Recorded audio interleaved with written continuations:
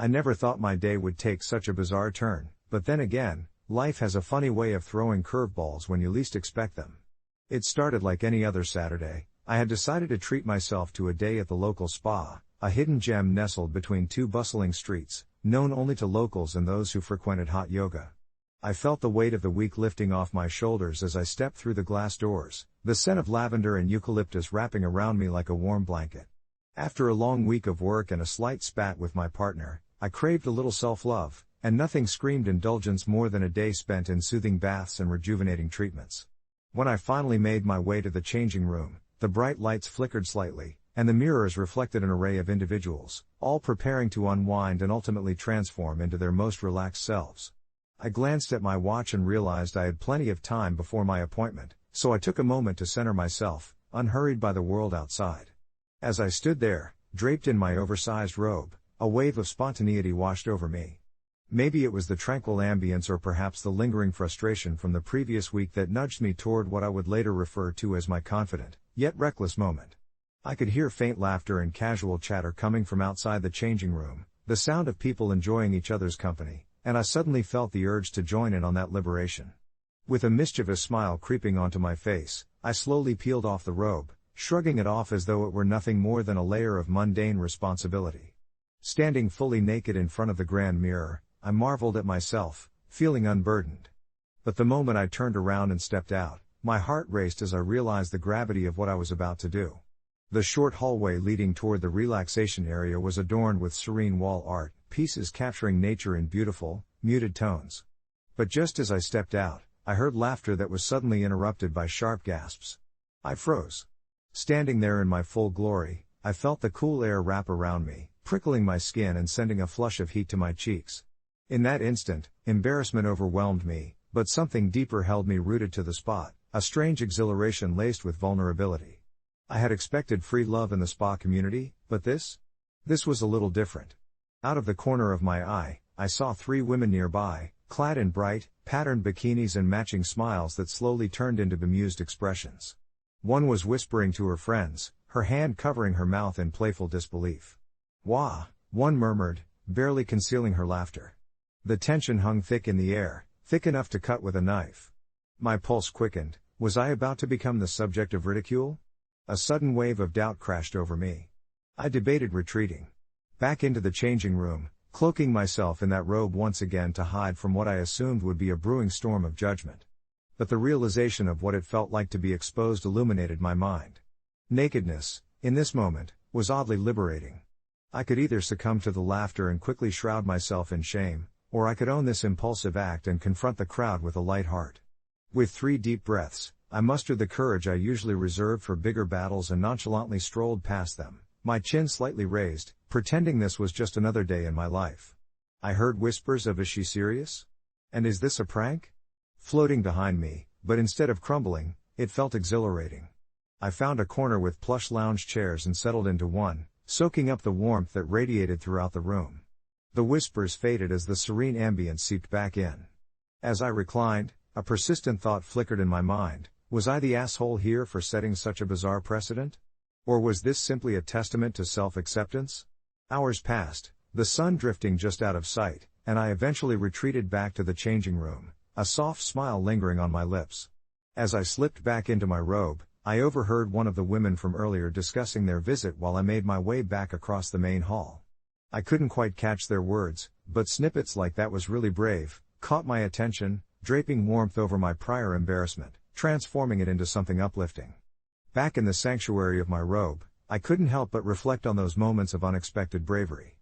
Perhaps it didn't matter whether I was the asshole or the hero. In that light-hearted chaos, I had reclaimed a sense of freedom I had long forgotten, something deeper than just a physical state. It was an emotional release. Later, I found myself drafting a post titled "AITA for getting fully naked in a public changing room?" on a popular forum. I recounted the entire day, weaving in my feelings and capturing my tiny triumph nestled within an absurd situation. As I hit post, I realized that whichever way the opinions rolled, the narrative of that day would always chase me into the calmer corners of my mind, reminding me that in life, embracing vulnerability is often the truest form of strength.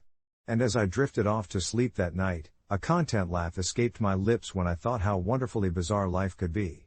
The next morning, I awoke with a sense of lightness, a mellow nostalgia washing over me as I recalled the previous day's events. I had anticipated a barrage of judgment when I posted my story online, half expecting to be branded a social pariah for my audacious decision to strip down in a public changing room. Instead, I found myself navigating through a cascade of comments ranging from sympathetic to hilariously incredulous. People weren't just concerned about my nakedness, they shared their own stories of embarrassment, vulnerability, and the mighty human spirit that often rallies around moments of mortification. I brewed a cup of tea, the steam curling in the cool morning air, as I read through the comments. A particularly kind response struck me. Someone had remarked, "Being comfortable in your own skin is a rebellion worth celebrating." This notion anchored itself in my mind. It sparked a lingering warmth that encouraged me to shed the lingering anxieties I had faced in the past, self-doubt, the fear of being judged, and the incessant worry about societal norms. With renewed energy, I decided to take a long walk, letting the crisp autumn air fill my lungs. I meandered through the park, where the leaves danced around me in hues of yellow and orange, the sunlight filtering through the branches in a gentle, dappled embrace. I pondered what it meant to be truly comfortable, not just with my body but with my choices, every decision I had made. Each step felt liberating, almost like the last remnants of my previous anxieties were falling away with the leaves surrounding me. I stopped by a small cafe that I loved, the aroma of brewed coffee wafting through the air, intermingling with the sweetness of cinnamon pastries. As I sipped my coffee, I found myself reflecting on the connections I had formed, both online and offline, during this whimsical escapade. I felt that my experience had resonated with others, which tethered us together in a peculiar yet comforting way. Over the next few days, my post garnered even more attention, sparking long threads of laughter, solace, and the gentle reminder that we all share uncomfortable experiences, stretching beyond the boundaries of physical nakedness. I began to see vulnerability as a shared human element, one that spurred empathy and laughter. Friends would message me, recounting their own tales of embarrassment, like the time my friend Jane overshot her runway in a fashion show and fell, or when Adam, who, outside of his exterior of suave confidence, nervously tripped during his first workplace presentation, turning a simple slide into an impromptu comedy show. Each story illuminated a part of our shared human experience, and as I shared some of my own, laughter echoed across our group chats, creating an unspoken bond. These little encounters began to shape a new narrative in my life, where I felt more at ease, more present in each moment. Days turned into weeks, and I found myself less concerned about societal expectations and more focused on engaging with the world as it came. I joined a local yoga class, a decision both alarming and thrilling, pushing my comfort zone further. One evening during class, as I stood in tree pose, balancing precariously on one foot, I caught a fleeting glance of a woman across the room who was visibly struggling to find her balance. And suddenly, with an explosion of compassion, I felt an unspoken connection with her, an understanding that we were both navigating our paths through uncertainty. I smiled at her, and she smiled back, a shared moment of grace in the midst of awkwardness. As that year drew to a close, I looked back at my initial post, the snapshot of a day that seemed so trivial yet transformed into a deep personal journey. Initially, I thought I was merely sharing a funny story to lighten someone's day, but in reality, I had opened up a discussion about vulnerability and acceptance, leading to significant changes in how I viewed myself and others. I learned that my story was not just about a naked moment in a changing room but about the courage to embrace my true self, flaws and all, amidst a world that often felt all too critical. Feeling contemplative one evening, I decided to post an update on the forum, not out of obligation, but as a gentle reminder to those who had reacted to my original story. I wrote about the shifts in my life, how those reactions had inspired a newfound confidence in me and how discovering the beauty and vulnerability granted me profound connections that weaved through my daily existence. As I submitted the post, a sense of satisfaction enveloped me. I had turned a single incident of discomfort into a thriving, gentle dialogue about strength and acceptance that echoed beyond my personal bubble. Life continued to be wonderfully bizarre, as it always had been, a twisted tapestry woven with laughter, vulnerability, and an unwavering belief in the power of connection, one story at a time. The following days unfolded lazily, wrapped in the glow of my newfound perspective. I found myself contemplating my previous anxieties, those little thoughts that gnawed at my self-esteem like mice in the attic. My encounters in that public changing room had spiraled into a revelation, guiding me to appreciate my body and my story without the weight of judgment. I began to notice the world around me anew, A woman in a coffee shop laughed heartily with friends while an elderly man danced with his cane to a street musician's tune. Each moment felt pregnant with life, vibrating with stories often left unsaid, and suddenly my heart felt expansive, capable of weaving connections in ways I had never considered. Encouraged by the sentiment brewing inside me, I decided to revisit the gym, the source of that awkward changing room encounter. The scent of eucalyptus wafting through the air as I entered the facility felt oddly comforting. I felt a strange sense of belonging among the machines and weights. Everyone around me was lost in their own rhythm, striving for their goals, emotionally clad as they worked on forms that were poised for twists, triumphs, and sometimes, embarrassing moments. I chuckled to myself, envisioning how I could transform any discomfort into laughter. As I moved towards the changing areas, my stomach fluttered, but not with the anxiety I had felt before. Instead, it was more akin to excitement, an anticipatory spark reminding me that uncertainty was merely a precursor to growth. In the changing room, I opted for a middle ground. I wore a bathing suit top with airy shorts rather than resorting to the bold nudity I displayed previously. As I slipped off my clothes, I noticed my reflection and paused. There was a freedom in shedding my anxiety like an old skin. I lifted my head a little higher, mockingly posing as if to a mirror audience, smirking at the absurdity of it all. The building's soft hum filled the space as I stepped out to face the world once again. To my surprise, I was soon greeted by warmer smiles, including a nod of recognition from a fellow gym-goer I had shared glances with in the past. Later, I basked in the pool, savoring every ripple and splash, feeling liberated by the sunlight dancing off the water's surface. Laughter echoed around me, a melodious reminder of a world that thrived on connection. I chatted with a few other swimmers, exchanging snippets of life stories, casual and straightforward, but it felt meaningful. It was that unassuming atmosphere of energy that bound us together, all of us in our own respective journeys. After what felt like hours in the sun and splashes, I returned home and opened my laptop, eager to check the reactions to my Reddit post. The responses were a vibrant tapestry of empathy, humor, and shared experiences. People opened up about their own vulnerable moments, their ridiculous mishaps, moments of embarrassment, and those flickering instances of undeniable human connection. I felt a profound sense of community enveloping me as I read through each comment. I even chuckled at a few amusing takes, like a user admitting to accidentally wearing mismatched socks for a week straight because they were too scared to ask for help. As I pondered whether I should share more of my own stories, I reflected on how small moments could birth camaraderie. So, I decided to embark on a new journey, crafting tales of awkwardness and vulnerability, blending them into reminiscent essays to share with my newfound community. I felt an invigorating kinship growing, a feeling that perhaps, by exposing our flaws, we help others feel less isolated in their own. That night, as I lay in bed, the quiet hum of the world surrounding me, I felt grateful for the vibrant narrative life presented. I nestled deeper into my covers, casting my mind back to the changing room encounter, relishing in how a single moment of embarrassment had catalyzed a wave of transformation within me. Perhaps my initial question of whether I was the asshole had been answered. It was never about the nakedness itself. In bearing my vulnerabilities, I ultimately found strength, lightened by connection, and I drifted off, smiling at the thought of the everyday absurdities and the beautifully shared experiences yet to come. I always believed that morality was a sliding scale, a gradient of gray rather than a rigid line between right and wrong, but it wasn't until the day that changed everything for me that I truly understood just how complex human choices could be. My name is Ava, a 35-year-old graphic designer living in a small town where everyone knows everyone else's business. Recently, I found myself at a crossroads when it came to my best friend, Megan, and her escalating issues with her husband, Jason, who I had known for nearly as long as I had known her. It all started when I noticed subtle changes in Megan's demeanor. She had become quieter, more withdrawn, often distracted during our weekly brunches. After weeks of gentle nudging and concern, she finally opened up, revealing that Jason had begun to act possessive and controlling, belittling her in front of her friends and limiting her contact with us. The moment she confessed her struggles, a knot twisted tightly in my stomach. I could feel her pain, and the urge to confront Jason, to protect my friend, bubbled just under the surface. However, as Megan continued to share her story, I realized how deeply complicated the situation was. She still loved Jason, and despite his flaws, they had a life together that she didn't want to destroy. Still, as the weeks passed and her distress deepened, I became increasingly torn.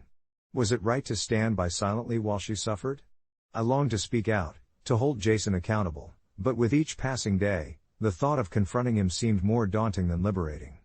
Picking up my phone, I considered reaching out to Jason for coffee under the pretense of catching up. But the idea of sitting across from him, feigning ignorance about the turmoil he was causing, made me feel dirty. It felt like betrayal, not just to him, but to Megan. Yet, I grappled with the fact that doing nothing felt like I was enabling his behavior. One night, I finally decided to vent my frustrations on an online forum dedicated to relationships and moral dilemmas, posting under the title AITA for refusing to do the morally correct thing.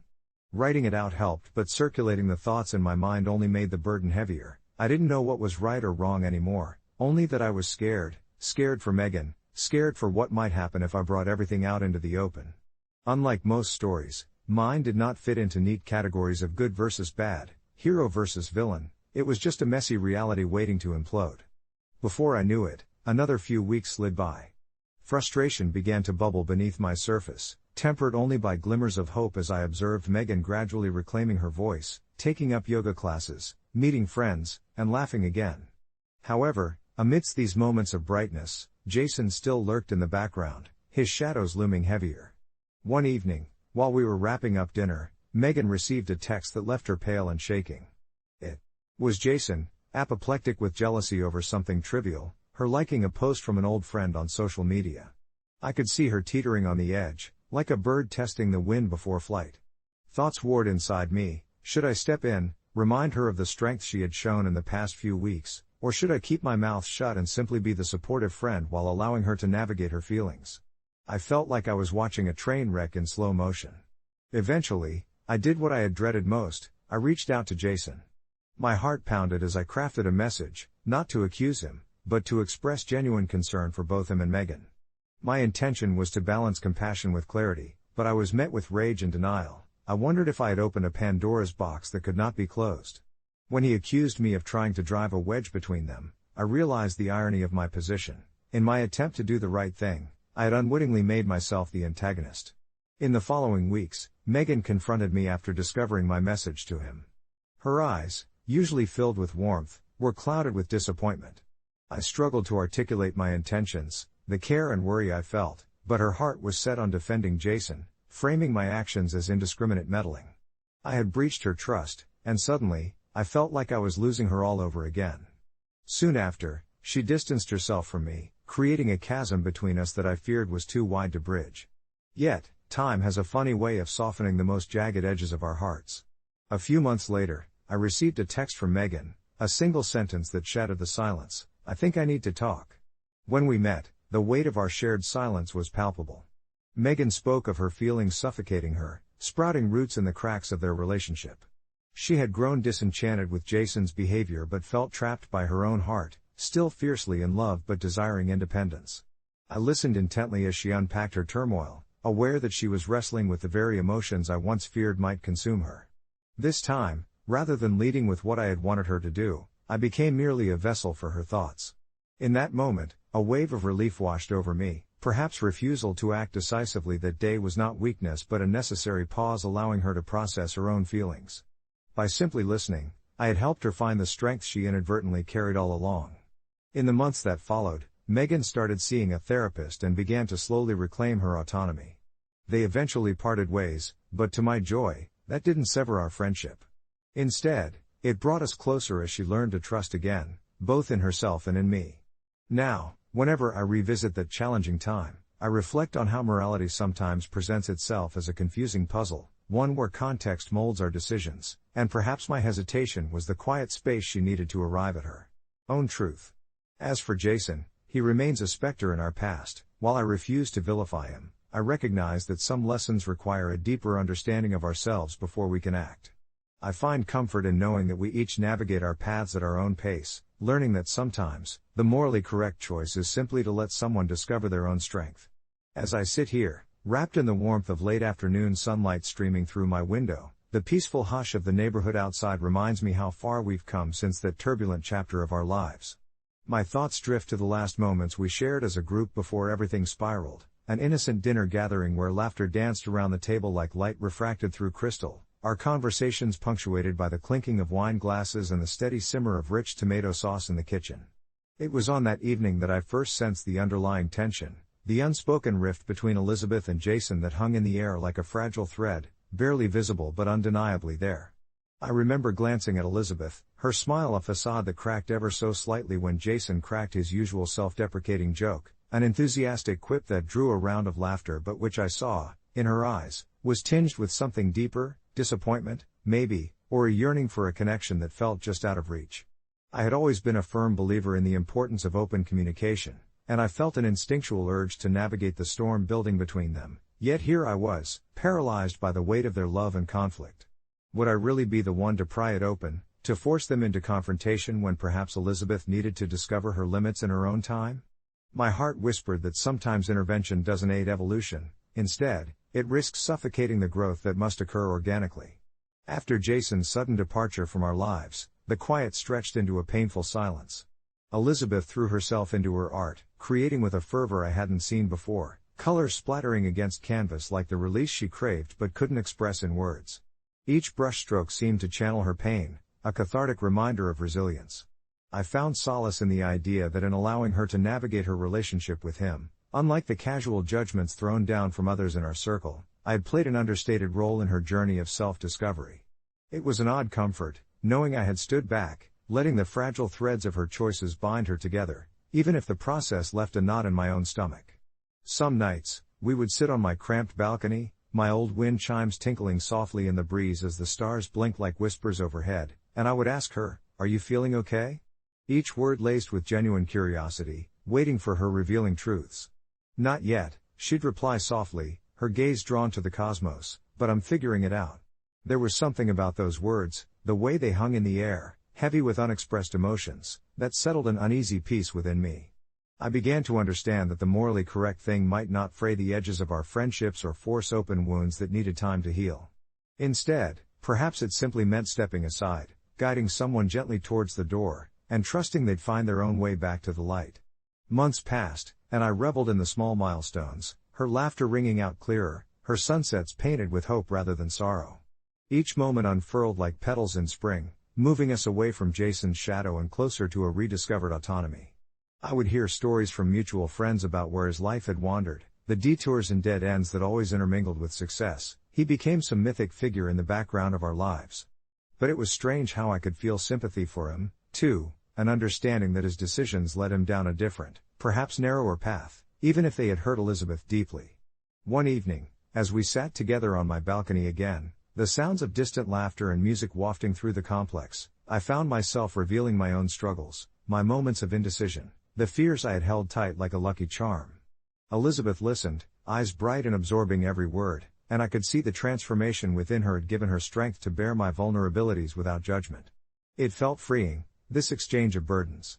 After all those months of navigating her own tumult, she offered in return a tender reassurance. "You're not wrong for wanting to be the good guy, you know. Just remember, sometimes being the good guy means knowing how to step back, too." In that quiet moment, surrounded by a galaxy spilling its secrets, I could finally let myself smile. I understood then that we are taught about right and wrong, but the grayness in between is where true morality thrives, in friendship, in support, and in allowing our loved ones to find their own light.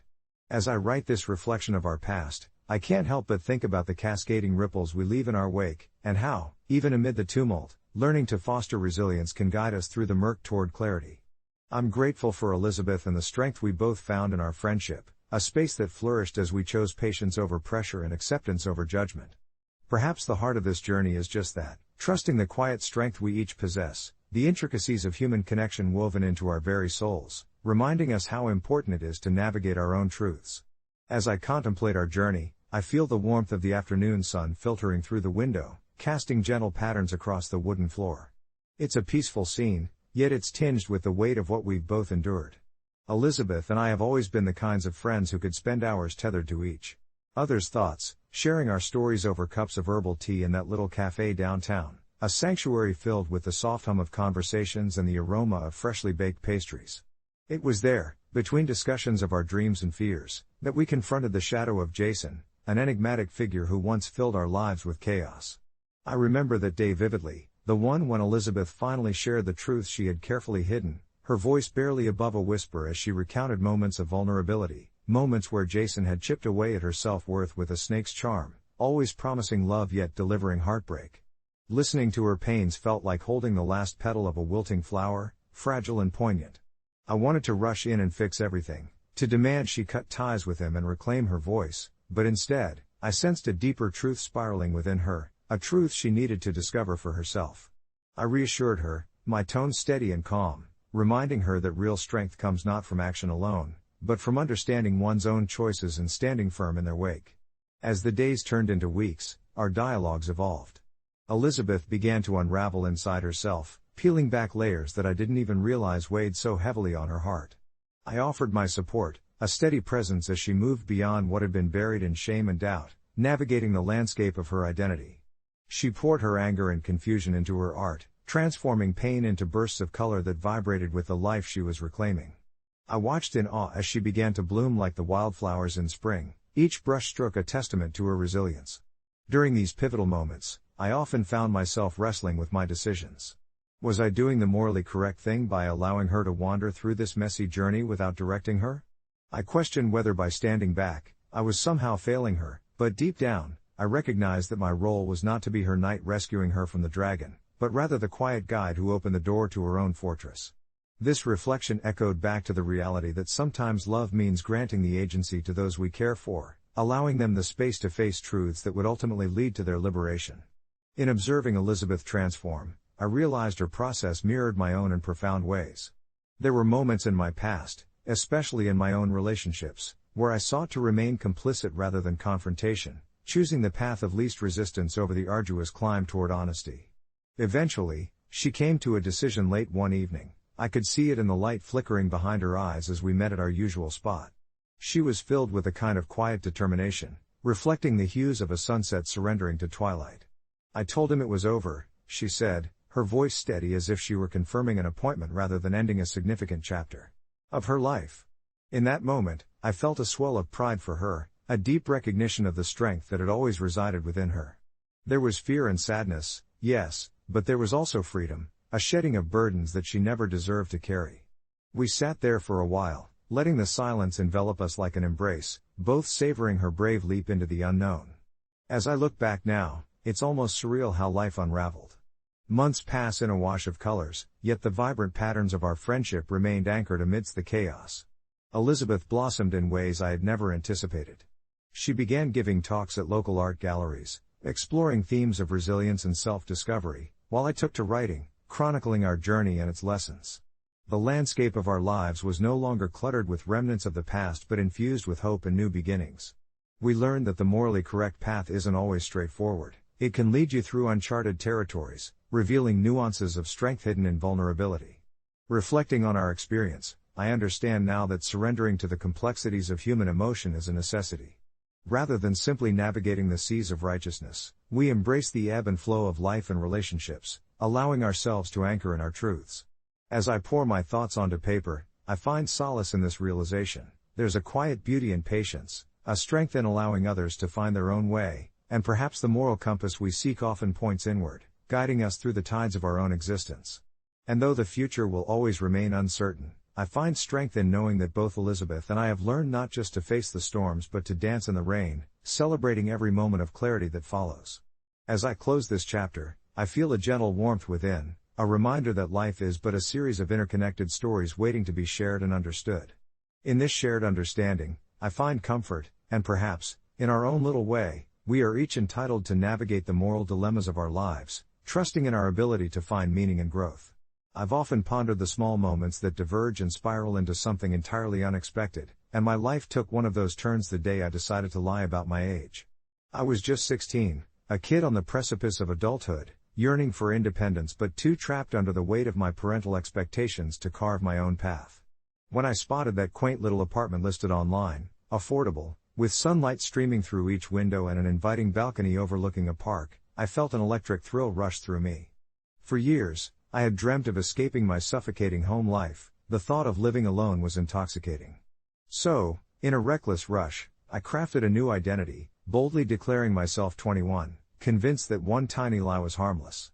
Somehow, the landlord took my fabricated story at face value, signing the lease without a second glance.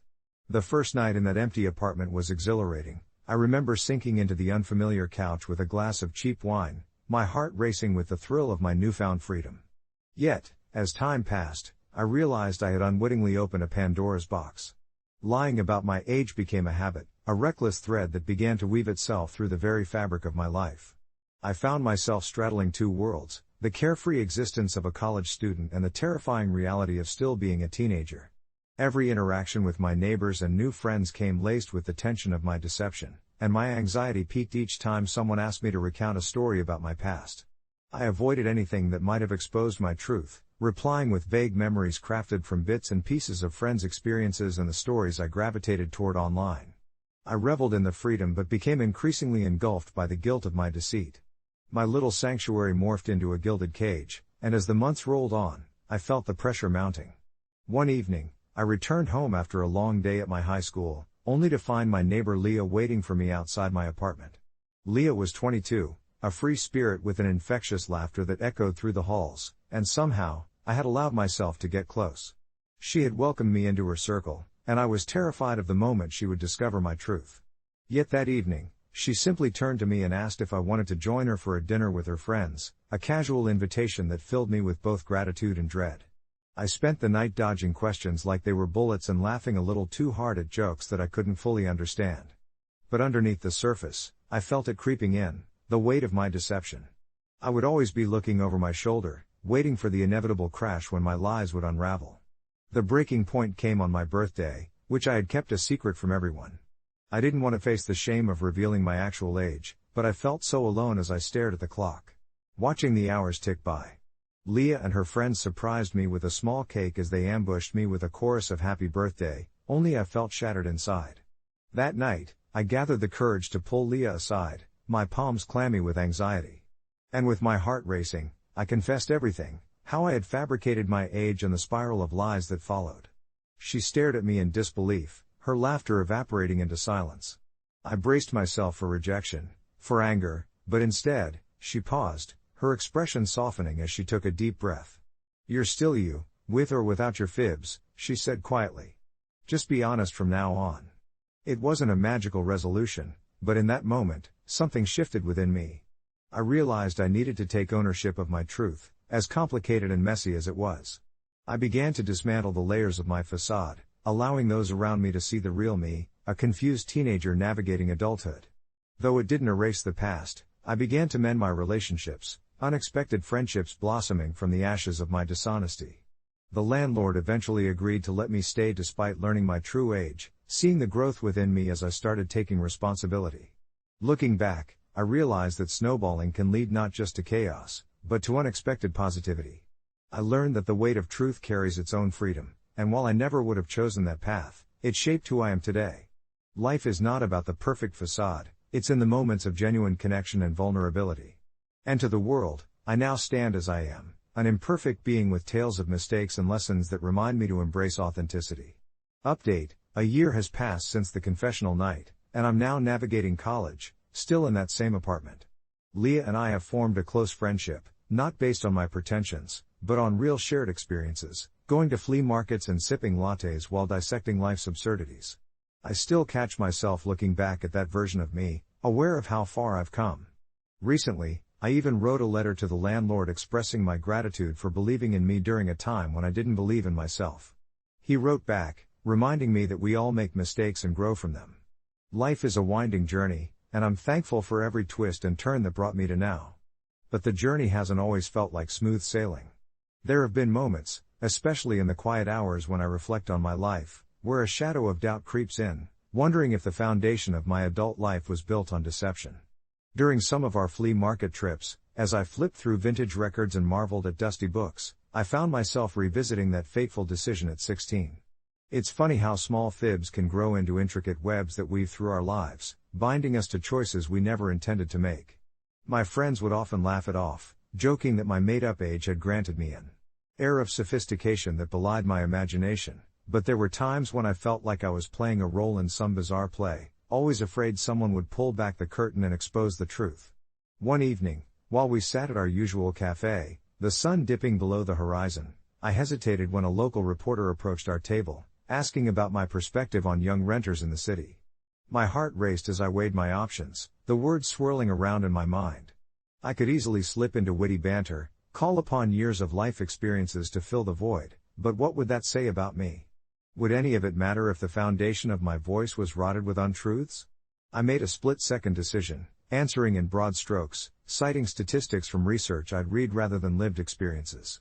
The reporter nodded, jotting things down, and as she walked away with a polite smile, I felt a strange combination of relief and guilt wash over me. Life continued to carry on, my friendships deepened, my job stabilized, and sometimes, I even forgot the years that stretched beneath the surface of my fibs. Yet, shadows lingered. I would occasionally receive emails or messages from others who were caught in similar predicaments, drawn to me for advice, wondering how they too might navigate the fragile waters they'd created. While I tried to help them untangle the complexities, the irony of it all was not lost on me, the shared experience of building lies, faced by those who sought honesty from a person who didn't always walk the talk line. I slowly began to realize that many people held their own secrets, some even darker than mine. In a strange turn of events, my past no longer felt like a burden, it transformed into a bridge connecting me to others just trying to figure their way out of the dark. One night, while I was alone at home, I started a blog, a simple space where I could share my truths, my missteps, and the beauty of forging authentic connections, craft a narrative stripped of illusions. As I hit publish for the first time, I felt lighter, as if something oppressive had been lifted. I wrote about that first apartment, my fear-driven motivations, and ultimately, about how I emerged from it, not because of the falsehoods but because of my determination to embrace who I was becoming. A few months into my new online journey, I received a message that sent chills down my spine. It was from the landlord who had once taken a chance on a scared 16-year-old. "I saw your blog," he wrote simply. "It made me proud." Sometimes, we all carry parts of our past that we wish to forget, but they shape us into who we are today. Keep sharing your journey. His words were balm to a part of me that had worried about being known for my lies instead of my growth. I took a deep breath, realizing that despite my past, I was still welcomed into a community shaped by shared vulnerability. Looking back now, I see that each twist and turn, each misstep and misrepresentation, has intricately woven into the fabric of my life's narrative, and I wouldn't change a single thread. Following the landlord's kind words, I decided it was time to be completely honest with my friends, to share the entirety of my story as a gift of authenticity we could all cherish. Sitting down over steaming lattes and sweet pastries, I spilled my heart and all my confessions. Their reactions were loving. Instead of judgment, there was understanding, an acknowledgement that life is chaotic and imperfect and that we all wear masks from time to time, seeking the right moment to slip them off. So, here I am, at a point in my life where I embrace my past as part of my present, where honesty reigns, and where the story continues to evolve. As I write this, I can't help but wonder how many others sit in silence, their truths buried beneath the weight of society's expectations, waiting to break free and carve out their own narratives. I know that courage often looks like vulnerability and that sharing our stories, however messy, can light the way for those feeling lost in the shadows. Who knew a simple lie at 16 would lead to so much growth? Life can indeed be a wondrous, winding journey if we give ourselves the permission to be authentic along the way.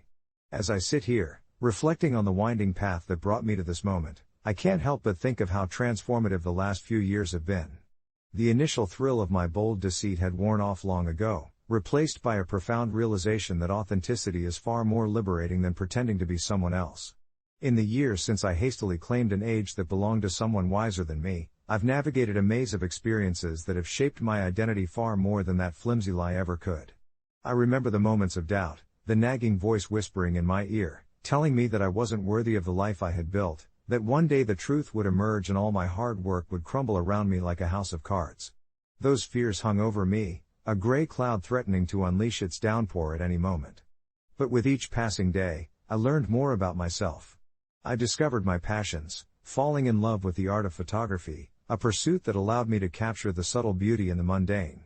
I can vividly recall that crisp autumn afternoon at the park, the way the leaves danced to the ground, how the golden sunlight fell perfectly on the faces of children laughing. It felt like I was painting images with my camera, narrating the unspoken stories that each frame held. It was through these creative outlets that I found community, fellow artists who, like me, were drawn together by the heartbeats of their passions. There was something raw and profound about those gatherings, sharing pieces of our lives through our art without ever having to hide behind pretense. It felt like I had finally shed the weight of my earlier facade, and instead, I was embraced. For the messy, beautiful reality that I had to offer, the child who had once lied about her age, now standing tall among those who poured their truths into the world. And yet, even in these moments of connection, I still felt the lingering shadows of my past nudging at my consciousness.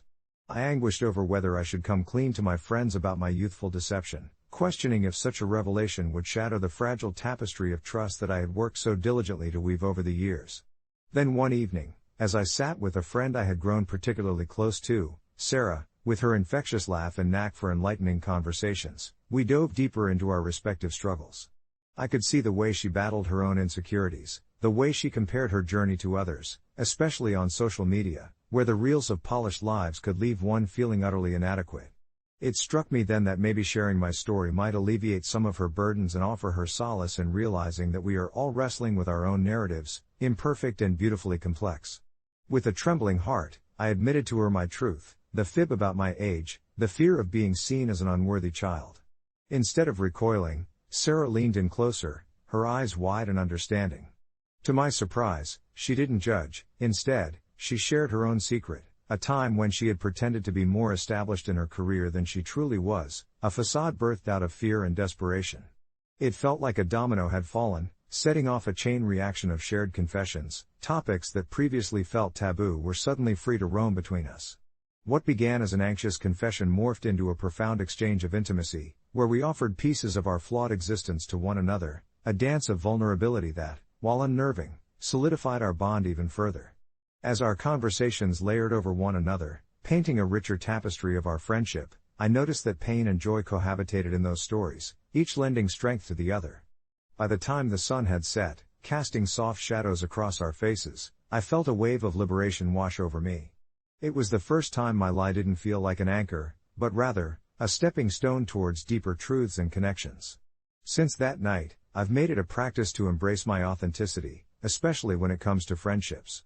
My story, while not always boastful or inspiring in the traditional sense, serves as a gentle reminder that life is a collection of experiences, no matter how polished or chaotic they may seem.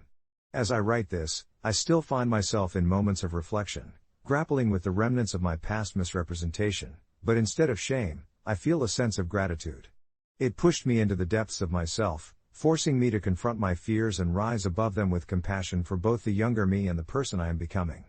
Truly, our lives are a mosaic of light and shadow, and even the mistakes can guide us to the most radiant pieces of ourselves if we allow them the space to exist. So, as I close this chapter, I can't help but wonder where the next twist in my story will lead me. Perhaps it's in sharing both the highs and lows that we carve out a space for others, the torchbearers of our narratives who may still be waiting to step into their own light, whispers of courage nestled within them, waiting to be set free. It's the kind of story that haunts you in quiet moments, creeping up like the long shadows of dusk before night sets in. As a child, I found solace in the laughter of my friends at the little coffee shop on Elm Street, a place that always felt like home, with its aromatic blend of roasted beans and warm chatter wrapping around us like a comforting blanket. It was a simple life, a predictable circle of mundane joy, until that one evening, everything unraveled in just a heartbeat, leaving a residual ache that I still can't shake off. The moment came disguised as an innocent game of truth or dare. We were a collection of seniors reveling in the fleeting days of high school camaraderie, brimming with carefree energy. Daring one another had always brought us closer, forging bonds that felt unbreakable. But that night, I observed my best friend, Ravi, as he tightened his grip on his trusty phone, the flickering screen illuminating his face with a glow that seemed to carry a hidden weight. When it was his turn, the laughter still buzzing in the air like the last remnants of summer, Ravi chose truth, a decision steeped in our usual banter until suddenly, someone muttered an offhand comment about his girlfriend Amanda, a girl who radiated kindness like sunlight breaking through a cloudy sky. It was offbeat but light-hearted, poking fun at a moment when she had been a bit too giddy at a party, wearing an outrageous chicken costume, and it spiraled into tossing harmless jabs back and forth, the room charged with laughter, yet Ravi's expression shifted so swiftly, it caught me off guard. The playful air turned dense, heavy with unsaid words, and there it was, the flicker in his eyes, a mix of hurt and anger that crackled like a low flame, a precursor to a storm we didn't see coming. He could have laughed it off, we all wanted him to, but instead, he threw caution to the wind and blurted out words that shattered the atmosphere, revealing a dark thread running through his relationships. Do you know, sometimes I think she's just using me to fill a space in her life. And that chicken suit? I wouldn't be surprised if it was to highlight how foolish we are together. The statement hung in the air, thick and suffocating, every laughter instantaneously dying away as a bitter silence enveloped us. I remember feeling my stomach drop, my heart racing because I recognized the sudden change in the room's energy. I wanted to shake him, to pull him back from the brink, but those words slipped out so easily, like peeling a dried leaf, revealing the fragile stem beneath. We all sat there, frozen, as Amanda's face drained of color. The laughter had transformed into a silence that felt like a chain tightening around our necks. The subsequent moments played out like a slow-motion disaster. Amanda's eyes filled with a cocktail of confusion and hurt, a raw look that carved itself deep in my memory. In that blink of time, Ravi had effectively mishandled a relationship built on laughter and mutual support, devolving it into a series of insidious doubts and criticisms. I watched as Amanda left, her footsteps echoing softly against the pavement outside the cafe, the door a barrier between the normalcy we had known and the aftermath of one careless moment. Ravi, once buoyant and secure, was suddenly a hollow version of himself, guilt creeping in like a thief under the cover of night. The lively chatter between us evaporated, replaced with awkward glances and fidgeting hands, an innocent game transformed into the catalyst for his unraveling. Days turned into weeks, and it wasn't long before the repercussions spiraled like a whirlwind. Ravi couldn't face Amanda after that, buried under a blanket of guilt and frayed nerves, and his isolation became palpable. He missed her laughter, her light, and maybe that's what made it worse, watching him realize that his careless words had shattered the bond they had crafted with so much joy. I remember sitting beside him in our usual booth, the shadow of that night lurking between us, like an unwanted guest, as he stared out the window, lost in a different kind of game. Friends tried to reach out, tried to talk to him, but he retreated further into himself, crafting barriers where there once were connections. I wrestled with my own emotions, feeling helpless, wishing I could rewind the past and snatch those words from the air like fluttering leaves caught in the wind. As time went on, I noticed that the laughter we once shared transformed into whispers behind closed doors, and eventually, Ravi drifted away from the circle entirely, a ghost to the faces he once knew. The realization struck me heavy, like the turning of a page that would never be read again. In just a matter of minutes, he not only ruined a relationship but also splintered his sense of self and our friendship, as if he'd unwittingly untied a knot that bound our lives together. Reflecting on it now, I can't help but wonder how different things might have been had he chosen a different path that night, had he opted for a lighter dare instead of bearing his insecurities and fears. In this quiet wrinkle of my memory, Ravi's story serves as a subtle reminder of the power words hold, their potential to uplift or pierce through the fabric of our lives, demonstrating how swiftly life can change when we least expect it, leading to inevitable reflections on what we hold dear and the fragility of our connections. As for Ravi, well, he eventually reached out to me on a rainy evening several months later, after countless days of silence, stating simply, "I hope she'll forgive me," and in response to those words, I found myself still hanging tight to the echoes of laughter, forever wishing for a reunion over that familiar cup of coffee. I could only nod, realizing that sometimes, restoring those broken bridges takes time and effort, and perhaps, a willingness to confront the truth we buried under layers of regret. As the droplets danced rhythmically against my window that night, I couldn't shake the memories of the last time Ravi and I had met, echoes of laughter and shared stories still lingering in the corners of my mind. It had been during that warm afternoon in late spring, the sunlight filtering through the lush trees of the tiny cafe where we often spent our weekends. We were carefree then, lost in conversation about our dreams, interspersed with plans of adventure that felt infinite in their potential. But as life often does, it yanked us from that blissful inertia into a reality rife with choices, each one a fork in the road waiting to be taken. The shift had been sudden, a phone call, a panicked conversation in hushed tones, and subsequent decisions made in sheer haste. In my naivety, I thought that our bond would weather any storm. Ravi's act of desperation, however, had left a fracture precisely where I least expected it. The message he sent that evening was cradled within the complexities of our shared history. I could feel my heart tugging in two directions, one pulling me toward the past, where everything felt safe and familiar, and the other gnawing at me with the weight of uncertainty. At first, responding felt daunting. I stared at my phone long enough that I could almost hear the ticking of my heartbeat, each pulsation echoing my indecision. Would forgiving him be too easy? Or would it leave me open to more hurt? I thought. Maybe it was me who needed to forgive, myself for allowing the facade of invulnerability to blind me to the inherent fragility of human connections. I took a deep breath, recalling the moments we had shared, the ones that had built the foundation of what I thought would last a lifetime. Perhaps the past did not hold the power to define our future. I finally typed out, "It's not about forgiveness, Ravi. It's about understanding and finding a way to move forward." The flickering light from the street cast transient shadows across my living room, and in that stillness, I could almost hear the past whispering to me, urging for closure. Days turned into weeks as we exchanged texts, dismantling the walls of tension brick by brick. Eventually, we found ourselves face to face once again, under the same old cafe awning, its familiar aroma of brewing coffee rising to greet us. The conversation felt a bit stilted at first, but as we sipped our drinks, the laughter began to trickle back into our repartee like a slow, steady stream. We ventured into conversations that unearthed buried feelings, explored regrets as carefully as one might sift through old photographs, trying to make sense of it all.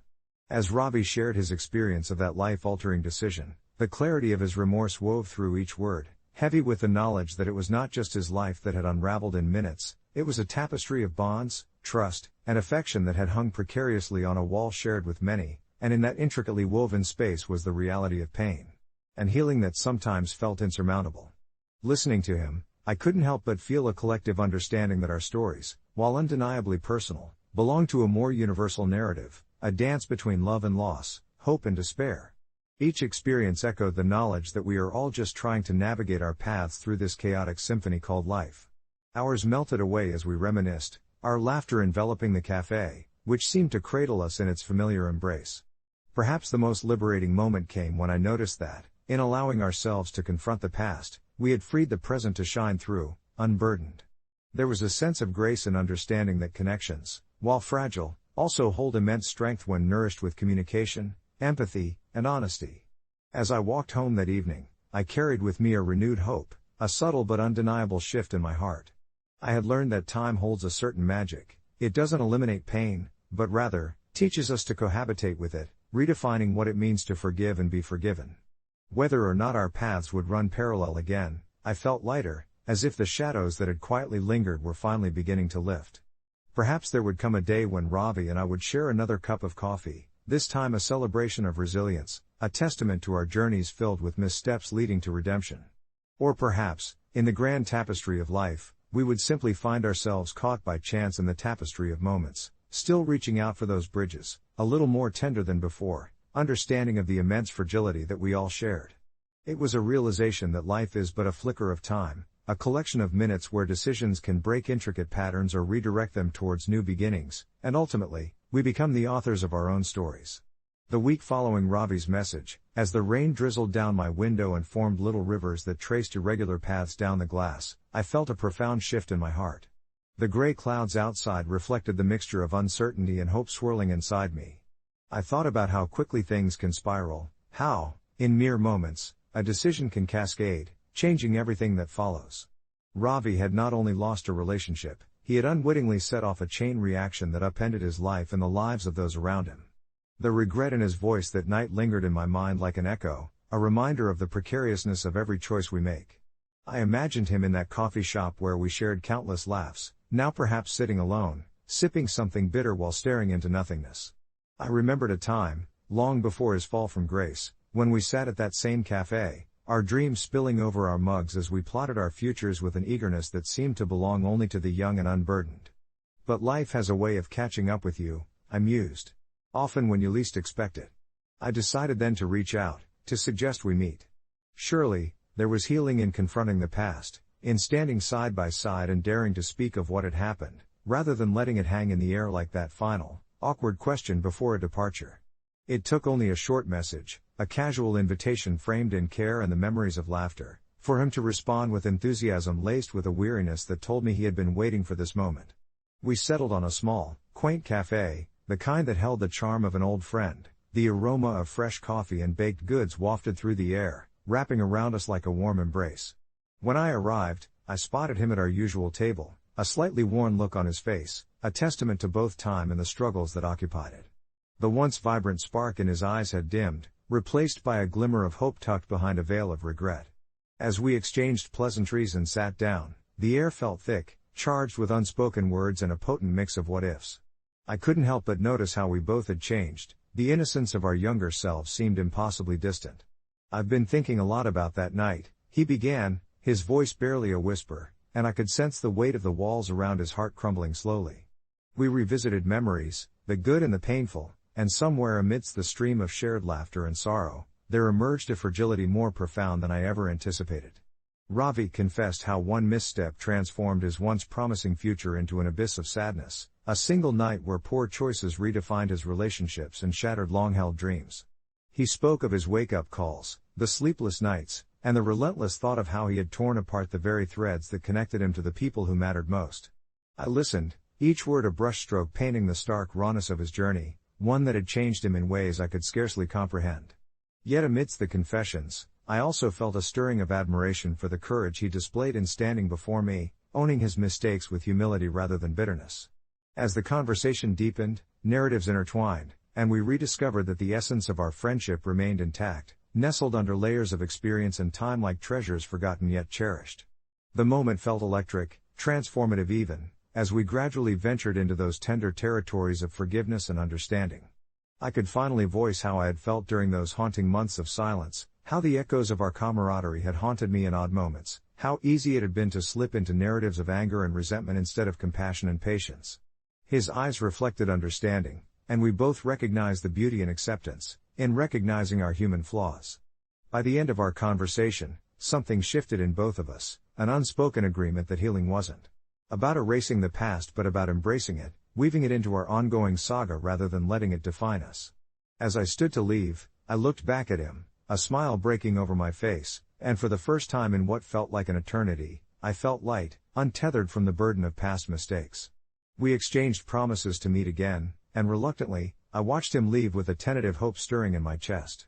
The rain had stopped outside, leaving the world washed anew, glistening under a timid sun breaking through the clouds, much like us.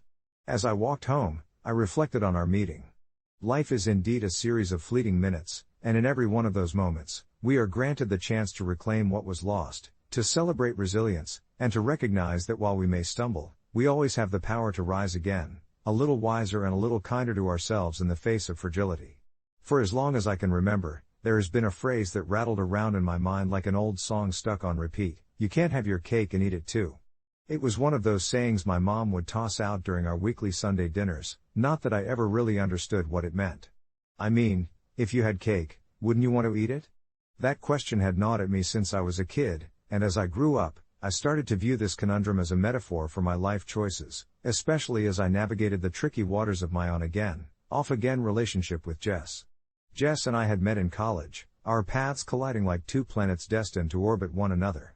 We had our highs, filled with the light of new love, lazy Sunday mornings, laughing endlessly over board games, late-night cooking experiments that usually ended in disaster. But the lows could drag us deeper than I cared to admit, arguments about petty things that ballooned into volcanic eruptions, only for us to push reset and pretend they never happened. It was after one such heated fight about where we wanted our lives to go that I found myself on Reddit, sipping my lukewarm coffee, scrolling through Ask Reddit threads, looking for solace or validation. Someone had posted about phrases that made no sense, and there it was again, the phrase that haunted me: "You can't have your cake and eat it too." I chuckled bitterly, realizing that it encapsulated my dilemma perfectly. I wanted both the stability of a committed relationship and the freedom to explore who I was apart from Jess. And with each scroll, my mind started to race. Was I being unfair by wanting both? As I deliberated, a thought struck me: maybe I was supposed to just decide, but how could I when each option felt fundamentally flawed? Jess had been so supportive of my dreams, but I couldn't shake this feeling that I was suffocating her with my indecisiveness. I decided to invite her over, thinking it might be easier to untangle these thoughts together. The sun was setting, casting a warm glow through the window, highlighting the chaos of our living room, books scattered on the floor, takeout containers still on the counter. When Jess arrived, her smile lit the room, but I could sense an undercurrent of tension vibrating between us. We sat on the couch, awkwardly trying to make small talk, but it soon fell flat. Finally, I took a deep breath and plunged into the depths of my thoughts, spilling out my fears and uncertainties while she listened, her face a mixture of surprise and understanding. I confessed that I felt like I was wanting something I couldn't clearly define. Jess nodded, allowing me to speak without interruption, and when I finished venting, she looked at me softly. "It sounds like you're scared, but not of me or us," she replied delicately. "You're scared of becoming stagnant." Her words hung in the air, heavy with recognition. I hadn't put it together until she said it, but she was right. A part of me longed for adventure, the wild insatiable need to travel, to breathe experiences beyond the confines of our small town. Jess offered to help me explore that, suggesting weekend trips or classes that could satiate my craving for more, grounding me while still letting me spread my wings. And as we talked into the night, I felt that familiar warmth settle back into my chest. When I finally went to bed, it struck me, perhaps the real wisdom was in the idea that choices didn't have to be rigid. Maybe I didn't have to sacrifice one happiness for another. Maybe I could bake 2 cakes, one for now, and one for later. Weeks passed, and our dynamic transformed. We found ourselves signing up for dance classes together and planning a small trip to the mountains, combining my longing for freedom with our shared commitment. The phrase that had once felt so suffocating began to lose its power over me. I realized that while you can't have your cake and eat it too in a literal sense, life isn't always that black and white. The more I allowed Jess in on my dreams, the more support I felt, freeing me to embrace the complexities of my existence. In the spirit of the Reddit threads I had once sought comfort in, I thought it fitting to provide a little update, an epilogue of sorts. About a month later, Jess and I were planning a spontaneous trip to a beach we hadn't been to since early summer. As we drove, I turned the radio down and asked, "So, what do you want to do after this? More travel? Classes?" She looked at me, her eyes sparkling with excitement. "How about both? We can have our cake and eat it too," she teased, and I burst into laughter, realizing that perhaps my journey to find balance was one I could continue sharing with her. That night, as I fell asleep, I felt liberated knowing that my life didn't have to adhere to anyone else's rules, and while I might never fully grasp the meaning behind that silly saying, I could at least make my own sense of it all. The days that followed were a delightful haze of spontaneous adventures and late-night musings, the kind of soft chaos that comes from living life on your own terms. Every morning, we'd meet at our favorite cafe, a cozy little place with creaky wooden floors and mismatched chairs that felt like an extension of our own eclectic personalities. The owner, an eccentric old man named Jonah, would greet us with the same goofy grin each time, saying, "You're 2 peas in a pod, ladies." It became a running joke, one that made us chuckle as we sipped steaming cups of coffee and shared our dreams, from obscure travel destinations to the prospect of enrolling in courses that would allow us to explore our creative sides. One morning, Sarah suggested we sign up for a pottery class. "Imagine the mess we'll make.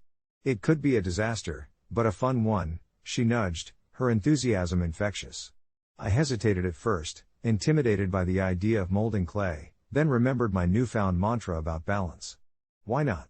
I said, surprising myself with my own eagerness, and we soon found ourselves with our names on a list beside a host of other brave souls willing to wrestle with their artistic limitations.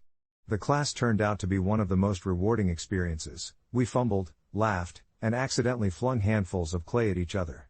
The instructor, a warm woman named Linda, guided us patiently, her laughter ringing through the studio as our creations often morphed into something unrecognizable.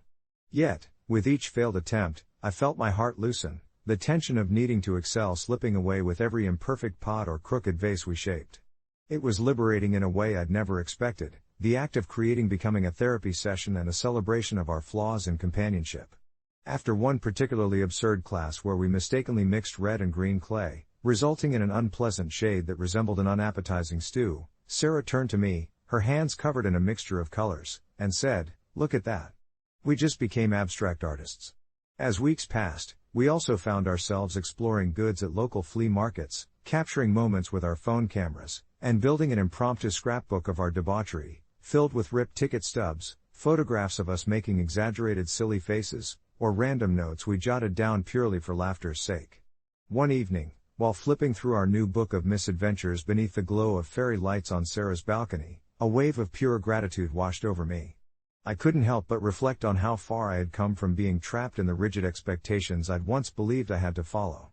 It was as if I had been carrying a heavy backpack filled with old ideas and rules about how life should be lived, and each experience with Sarah helped me to shed a few more pounds until I felt free to walk my own path. But just as I began to feel I had everything figured out, life threw a curveball. One night, after a lovely dinner where we feasted on Thai takeout and laughed until our cheeks were sore, Sarah suddenly grew quiet. I noticed her staring at her phone, her brow furrowed and lips pressed into a thin line. "Hey, what's wrong?" I asked, concern threading through my voice. She glanced up, trying to muster a smile that didn't quite reach her eyes. "It's my mom," she said softly, her voice trembling ever so slightly. "She's going through a rough patch. I think she might need me." My heart sank at the thought of her leaving, the thought of losing what we had begun to build together in this journey of balance and creativity. In that moment, I felt a familiar knot of uncertainty tighten my chest again. "How long are you thinking of going?" I asked, keeping my voice steady despite my inner turmoil. Sarah took a deep breath, her eyes shimmering with unshed tears. "I don't know. A week maybe?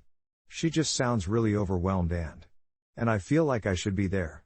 As she spoke, I could see the conflict written all over her face, her desire to support her family clashing with the joy she had found in our friendship. I felt a pang of selfishness at the very thought of her needing to leave. How could I remind her of the beautiful balance we had created if I was only thinking of myself? So, I reached for her hand, intertwining our fingers in a brief moment of solidarity. "Sarah, you have to go. Family comes first, and I would never want to hold you back from that." We both sat in silence for a moment, holding on to each other, and I assured her, "I'll be right here when you come back. We can pick up where we left off." She nodded, a smile breaking through her sadness, but I could detect a hint of guilt in her eyes. I didn't want my own fears to dim the light of her compassion, so I wrapped an arm around her shoulders, pulling her close as memories of our laughter filled the air around us. In that embrace, there was an understanding. She needed to care for her mother, and I needed to let her go, at least for a little while. That night, as sleep washed over me, I wrestled with conflicting emotions, but I took comfort in the thought that we were both on our own journeys toward the elusive balance we sought. In the following weeks, Sarah was often across the phone screen, sharing snippets of her time with family, moments punctuated with laughter, but also clouded by a piercing worry. I kept up with our pottery class, crafting lopsided creatures that always brought me back to her and her infectious laughter. Each day felt like an exercise in patience, but I focused instead on immersing myself in my own creations, slowly learning that empty time not spent with friends could still be filled with purpose. Eventually, after what felt like an eternity but was merely a month, the day arrived when Sarah called, her voice ringing bright and clear on the other end. "I'm back. And I've missed you like crazy," she exclaimed, an effervescence that rivaled the bubbles in the soda I was currently sipping. We scheduled a reunion filled with stories and laughter over our favorite meals, but more importantly, it became an opportunity for both of us to share our growth during our time apart. As we settled on her balcony, our familiar space, I was overcome with a sense of completeness. As she spoke about her experiences with her mother, I realized that the meaning behind those quirky expressions we often laughed about had shifted yet again. Life was about embracing the chaos, the uncertainties, and the joy that comes from simply being present with each other, much like our beautiful messes in pottery class. And as the sun set, casting a warm golden hue over our playful surroundings, I felt not only the sensation of our connection rekindling but the understanding that balance didn't mean never being apart. It meant knowing we both could carry our journeys and support each other all the same. Looking back, I'd find it easy to chuckle at the foolishness of sayings that once perplexed me. Having our cake and eating it too became a cherished memory of sweet times shared, both together and apart. And as I lay my head down to sleep that night, the warmth of reconnection enveloped me like a soft blanket, reminding me that the true essence of balance was found not in the rigid chapters we penned but rather in the laughter, the love, and the art of simply being. In the weeks that followed, I found myself tackling each day with a renewed spirit, a vibrant sense of possibility filling the corners of my mind that had once been dimmed by the weight of expectations. Amelia and I dived into spontaneous adventures, our schedules freeing up in ways I had never thought possible. One weekend, we hopped into her old hatchback, the jazz music pulsating through the speakers, the air thick with the scent of blooming wildflowers as we drove toward the mountains. We ventured off the beaten path, often leaving our plans in the dust, reveling in the act of simply exploring. I remember one particularly magical afternoon when we stumbled across a hidden waterfall. Its waters glimmered like diamonds in the sunlight, and as we stood there, the roar of the falls cascading down drowned out the noise of the outside world, leaving only the sound of our laughter echoing around us. I found the purest joy in those moments, a kind of euphoria that made the silly saying, the one I had initially brushed off as nonsense, now feel like a charming puzzle I wanted to solve. Every time we indulged in a piece of cake, whether it was a slice from a charming coffee shop or the store-bought kind savored after an exhausting trek, it came wrapped in laughter, sweetening our wouldn't have been happy about it days. Yet amidst the joy was a quiet understanding that our journeys were not without their challenges. Each of our individual paths had begun to twist and turn, bringing unexpected obstacles even as they interwove now with shared dreams. As the leaves began to change with the approach of fall, a hint of worry settled in my stomach, neutralizing the sweetness of those carefree days with a pinch of salt. I felt a growing pressure about the decisions looming ahead, my career trajectory, my financial goals, the desire to move forward while also nurturing the beautiful bond we had started to build. One evening, as we sat by the fire at her family's cabin, I let those thoughts spill out, almost reluctantly. Does it ever feel like we're on a tightrope, swinging back and forth with so many expectations? I asked, watching the flames flicker and dance. The crackling would wrap around my voice, giving it a moment to linger in the air. Amelia paused, her marshmallow on a stick hovering over the embers. Oh, totally, she chuckled, but there was an edge of seriousness behind her laughter. You feel like you can only take one step before something gives? She continued, her expression thoughtful, but vibrant with understanding. Her candidness made it easier for me to articulate the knots I had been tying in my chest. I don't want to let go of these moments with you, but I also don't want to be chasing after shadows when there's a whole sun rising over here, I confessed, the warmth of the fire reflecting in her deep-set brown eyes. Somehow, my heart felt lighter after sharing, almost as if exposing those fears to the open air could diffuse their weight. She reached for my hand, a firm squeeze that reminded me we were in this together, even if the answers remained fuzzy. Maybe balance doesn't mean splitting everything in half, she proposed, a smile breaking through the seriousness that filled our exchange. What if we don't chase some imaginary ideal? We embrace this mess of emotions and decisions. As she spoke, I felt the tension ease, the warmth of her words curling around my heart like the smoke swirling above us. We settled into a comfortable silence, the only sounds being the crackling fire and the occasional pop of the wood, sensations that felt grounding amidst the shifting sands of our thoughts. They say it takes time to grasp the meaning behind common sayings, but in this moment, I understood that finding balance didn't require perfection. It simply needed honesty, understanding, and the willingness to reshape the narrative. Weeks turned into months, and together, we picked through the chaos, sometimes stumbling, but more often laughing, the echo of our carefree adventures merging with the sounds of life ahead.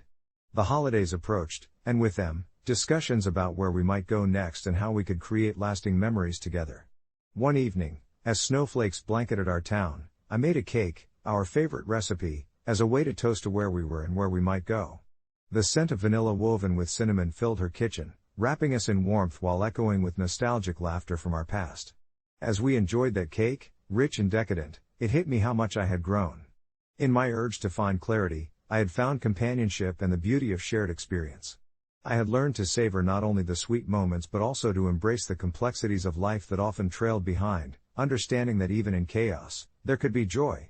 And it was in that kitchen, laughing over crumbs and crumbs of conversations, that I realized this journey was as much about cultivating joy in the mundane moments as it was about making big plans for the future.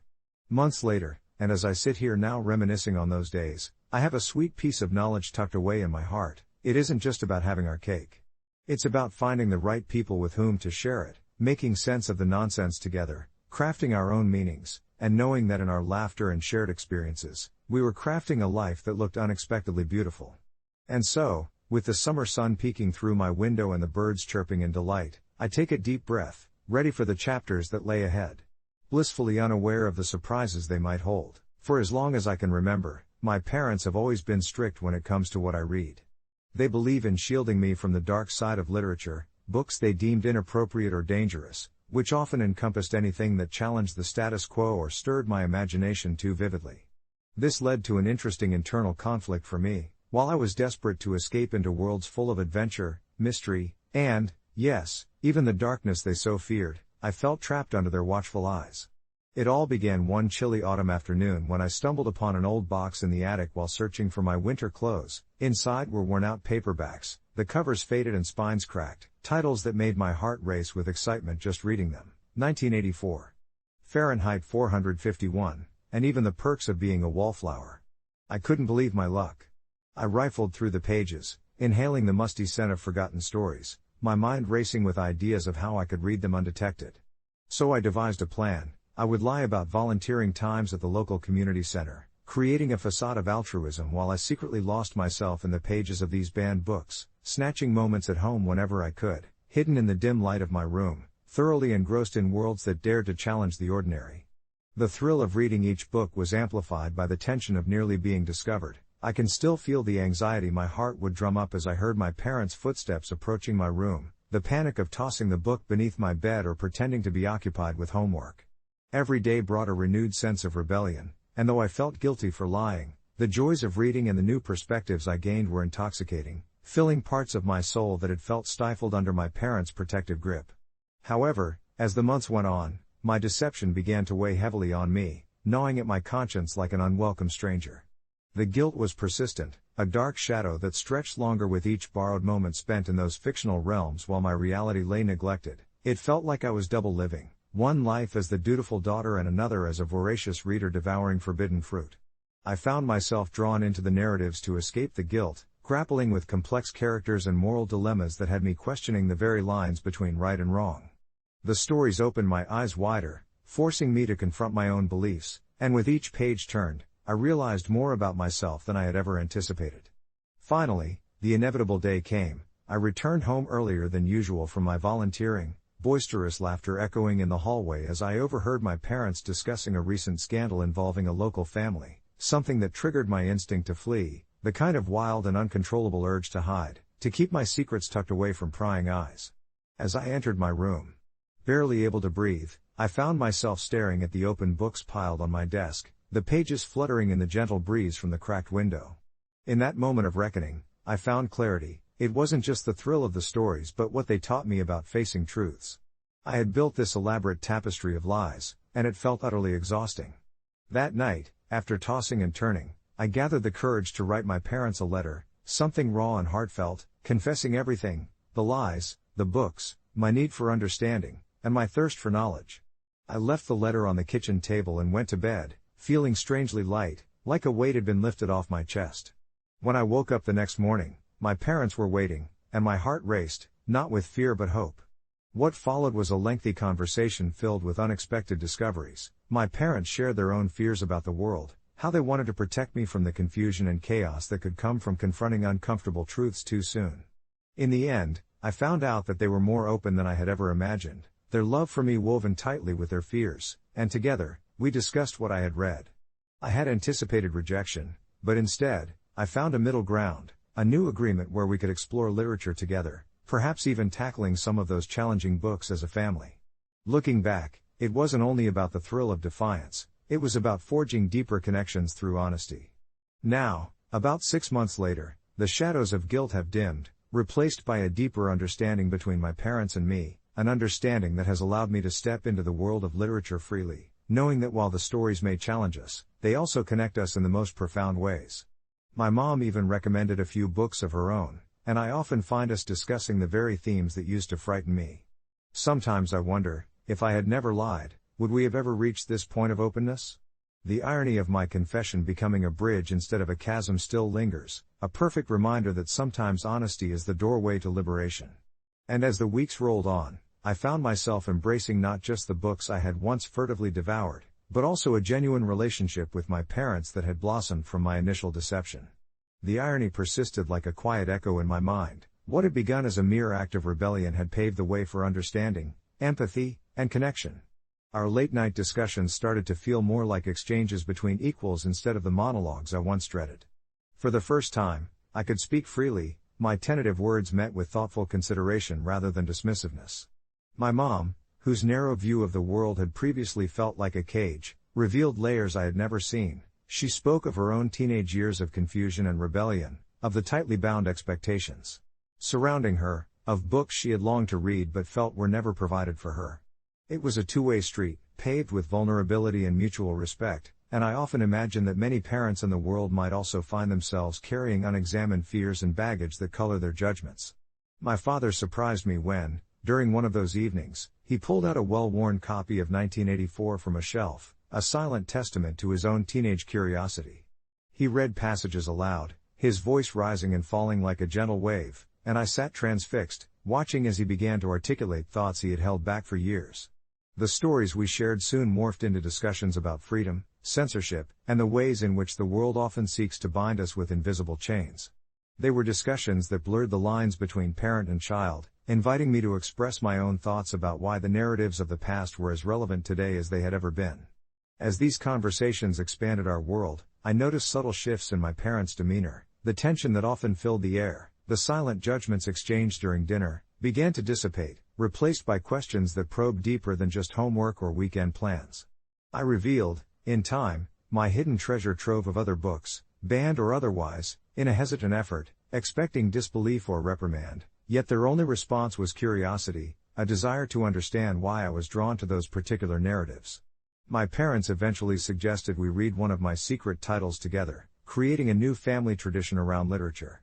I chose The Catcher in the Rye, a coming-of-age saga that had once tempted me to stretch my own boundaries. The first time we sat down to read it together, I felt a mix of anxiety and excitement, fully aware that we were traversing territory once deemed taboo, and I held my breath, anticipating any possible ripples of discomfort. Oddly enough, all those frayed edges yielded softness. My father's laughter during Holden's quirks and my mother sitting quietly through the emotional turmoil was strangely comforting.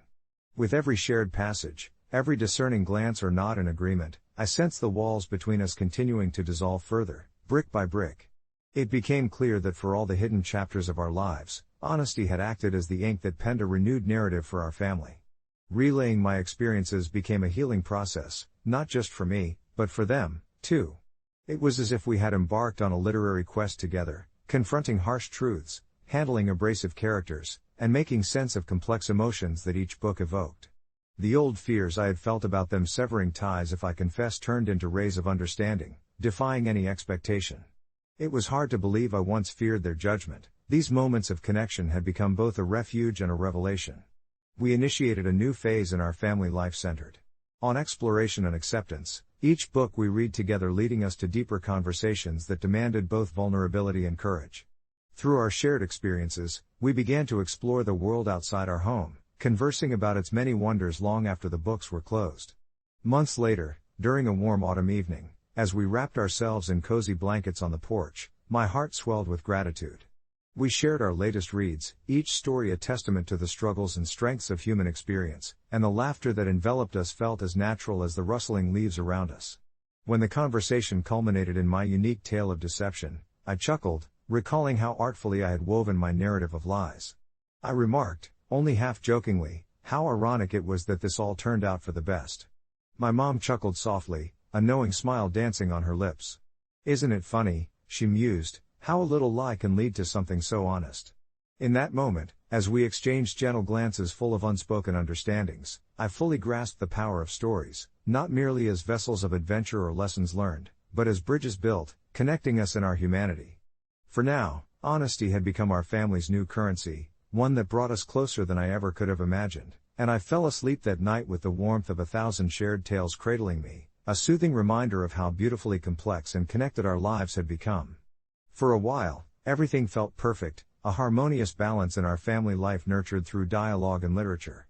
But then a curious thing happened that unfurled the next chapter of this journey. One late evening, rummaging through the attic for forgotten treasures, I unearthed an old box of my childhood belongings. Inside, I found remnants of an earlier life, old drawings, fading notes from friends, and buried amidst them, a diary I had kept for a year during my most rebellious phase. The pages brimmed with unfiltered thoughts, confessions of secret readings and deep fears about my parents' approval. Feeling a blend of nostalgia and unease, I realized that the words captured the essence of my past dilemma. They chronicled the very thoughts that had driven me to the lies. I considered sharing it with my parents. After all, the thoughts had initially shaped my deceit. But fear momentarily gripped me, a faint shadow of my earlier self-research. Would dragging those old fears back into the light disrupt the harmony we had built? After days of contemplation, I summoned the courage to share the diary with my parents. Sitting down at the dinner table, I felt the weight of history in the room, a convergence of past and present that felt very much alive. I passed the diary to my mom, my fingers trembling slightly at the thought of her reading the truths I'd buried. As she opened the first page, memories flooded back. She read quietly, her brow furrowed in both understanding and concern. I watched as she turned each page, witnessing how a simple diary could weave together those early insecurities and another layer of connection. She finally closed it with a gentle sigh, glancing at my father, who appeared equally reflective. "You know," my father spoke, breaking the silence, "this was a part of you we never got to see. I can't say I understand all of it, but I do now see how much you struggled. Thank you for sharing it with us." And in that moment of quiet acceptance, I understood that honesty, in all its forms, whether born from rebellion or vulnerability, took courage, but it also laid the foundation for deeper understanding. The past need not lie dormant in dusty boxes, but rather could be embraced as a means of connection and growth. Despite the initial uncertainty of sharing my old fears, I left the table feeling lighter, our family bond stronger than ever before. We had created a new chapter, built not solely on the foundation of literature, but also crafted from our shared experiences and vulnerabilities. Each story, whether fictional or a fragment of my truth, became a testament to our journey, endless, evolving, filled with laughter, love, and the deeper insights that accompany growing together. As I settled into bed that night, cradling the precious diary close, I drifted off to sleep with a serene heart, attuned to the quiet yet powerful echoes of connection that continued to resonate through our lives. The next morning brought with it the gentle warmth of sunlight filtering through the curtains, casting soft shadows on the walls like a whispered promise of new beginnings. I awoke with a sense of peace that felt almost surreal. The weight of my secret had been lifted, replaced by an openness I had never before believed could exist in my family. As I padded down the hallway, thoughts fluttered like the pages of my books, bubbling with excitement about the conversations that awaited me. The kitchen was alive with the familiar scent of freshly brewed coffee and the sound of my dad's humming, a melody that had always signified comfort. My mom, noticing my entrance, looked up from her morning ritual of arranging a bright bouquet of wildflowers on the table and greeted me with a smile that seemed to radiate warmth. We sat together over breakfast, and with each bite, I could sense a new current flowing through our dialogue. My parents were no longer just the guardians of my childhood, they were becoming partners in discovery, sharing their own experiences with books and stories that shaped their understanding of the world. It felt refreshing to dive into discussions about themes of humanity, society, and the myriad emotions that literature can evoke. My mom spoke passionately about a book she had recently read, one that dealt with the struggles of inner identity, while my dad recounted his youth, the challenges he faced, and how a simple novel had provided him solace during difficult times. Their stories alternated like a harmonious dance, weaving together our past and present in a new narrative tapestry infused with honesty and vulnerability. I couldn't help but marvel at how my once solitary escape into these worlds now had the potential to deepen my relationships. As the days turned into weeks, our family dinners evolved into literary discussions, each session igniting laughter and thoughtful exchanges, where we dissected characters and plots as if they were family members we were getting to know. My parents often encouraged me to share insights from the books I was reading on my own, and I accepted this challenge with relish. The more I expressed myself, the more the barriers I had felt began to dissolve, replaced by a buoyancy of mutual respect that transformed our dynamics. I discovered a deep, collective joy in these moments, the kind that fosters a profound sense of belonging. One evening, after discussing the fine line between courage and foolishness found within a particular story, my mom turned to me, her eyes glimmering with unshed tears. "Thank you for trusting us," she said softly, her voice thick with emotion. "Your honesty opened doors we didn't even know were closed." Her words struck me with such weight, I measured their impact against my fears, realizing how misguided I had been to think that my concerns would render our family fragile. As I began to pen down my musings one quiet night, the diary now filled with memories and reflections, I relished the way words served as both a mirror and a window into my evolving self. I was growing, learning how to embrace the power of truth not just for my sake but for the sake of the love that already enveloped us. And while the act of deception had initially felt like a choice born of fear, the reckoning brought clarity, revealing pathways I could never have envisioned before. Just last week, we gathered in the living room to host a movie night inspired by a classic we had all read together. As the opening credits rolled, I caught my dad grinning as he nudged my mom, whispering a particularly funny line to her that had caught his fancy from the book.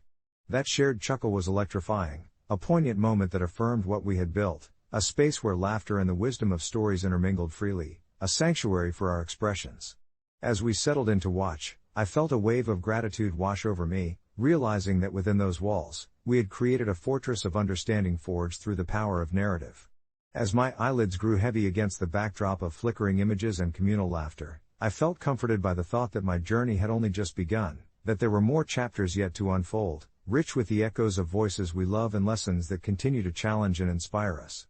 And in that tranquil embrace of twilight, I drifted into sleep, dreaming of adventures yet to be written together, knowing that the words would flow between us and carry us forward in the intricate tapestry of our lives. I never thought I would find myself in the midst of such chaos, but there I was, sitting on the edge of my bed before the door swung open and my best friend, Clara, rushed in, her face flushed with a mixture of anger and panic. It was a rainy Wednesday, the kind of day that makes you want to curl up with a book and forget the world outside, but today was different. Today marked 3 months since Clara's boyfriend, Ryan, had walked out, leaving her broken-hearted and desperate for answers that I had a sinking feeling she would never find. For years, I had stood by her through this tumultuous journey of love and heartache, but the truth was that I'd grown tired of her constant excuses, of the way she seemed to repeatedly brush aside her culpability in the relationship's unraveling to cling to her victim narrative. Ryan had been a good man, scrupulously faithful, but I'd watched the way Clara would flirt with him during parties, the subtle yet unmistakable invitations that would lead to late-night phone calls where she would complain about how distant he had become. I felt the weight of my own silence pressing down on me, which was why, on that rainy evening, when Clara burst into my room, I finally found the words I had been holding back for months. "Clara, can we talk?" I asked gently, hoping to soften the blow. As the words left my mouth, I felt a storm brewing within me. It was time to address the elephant in the room, no matter how much I dreaded what might unfold. Clara plopped herself onto my bed, a worn-out tear-streaked pillow held tightly against her chest as she anxiously ran her fingers through her tousled hair. "I just can't understand why he left, you know? I did everything for him," she lamented, her voice thick with helplessness. I looked into her eyes, swimming with confusion, and wondered how many times I had already fed her excuses, how many nights I had indulged her tales of woe without ever once saying what I really thought. "Maybe if you had just," I started, my voice betraying my hesitation, but she interrupted me with a wave of her hand. "What? If I had just what? Let him do whatever he wanted while I sat on the sidelines watching?" The accusation hung in the air like a heavy fog. It was then I understood I had to tread carefully. "Clara," I said slowly, choosing my words with as much care as I could. "I think if you hadn't always tried to get with him, maybe he wouldn't have left you." The moment the words spilled out, the tension crackled like electricity between us. Clara's expression morphed from hurt to outrage. I could almost see the gears turning in her mind as she struggled to process my blunt honesty. "How could you say that? You're my best friend. Aren't you supposed to support me?" I felt a wave of guilt wash over me, but it was quickly replaced by a lingering urge to defend my stance. I reminded myself that friendship sometimes required uncomfortable truths, sometimes it meant risking the bond for something more substantial. "I am supporting you, but it feels like you've never truly seen how your actions have affected your relationships. It's not just about what Ryan did, it's about us taking accountability too." The silence that followed was heavy, laden with unspoken words. Clara's gaze fell to her lap, and for a moment, I thought I'd lost her for good. It was then she looked back up, her eyes glistening with unshed tears. It was a look of vulnerability that I had rarely seen. "Maybe you're right," she whispered, almost too quietly to hear. "Maybe I need to reevaluate how I treat the people I love." I felt an unexpected relief wash over me. Often, the hardest conversations turn out to be the most necessary. We spent the rest of the evening talking in quiet tones, not eliminating the possibility of her feelings but rather exploring them, digging into the roots of her behavior.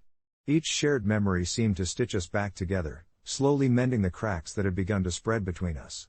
Weeks passed, and as Clara began to explore some of her choices in therapy, I too found myself reflecting on our friendship. It became clear to me that I hadn't only been a friend to Clara, I had also held on to her anger to shield my own insecurities. I called Ryan one evening, just to check in, and surprisingly, he was open to talking.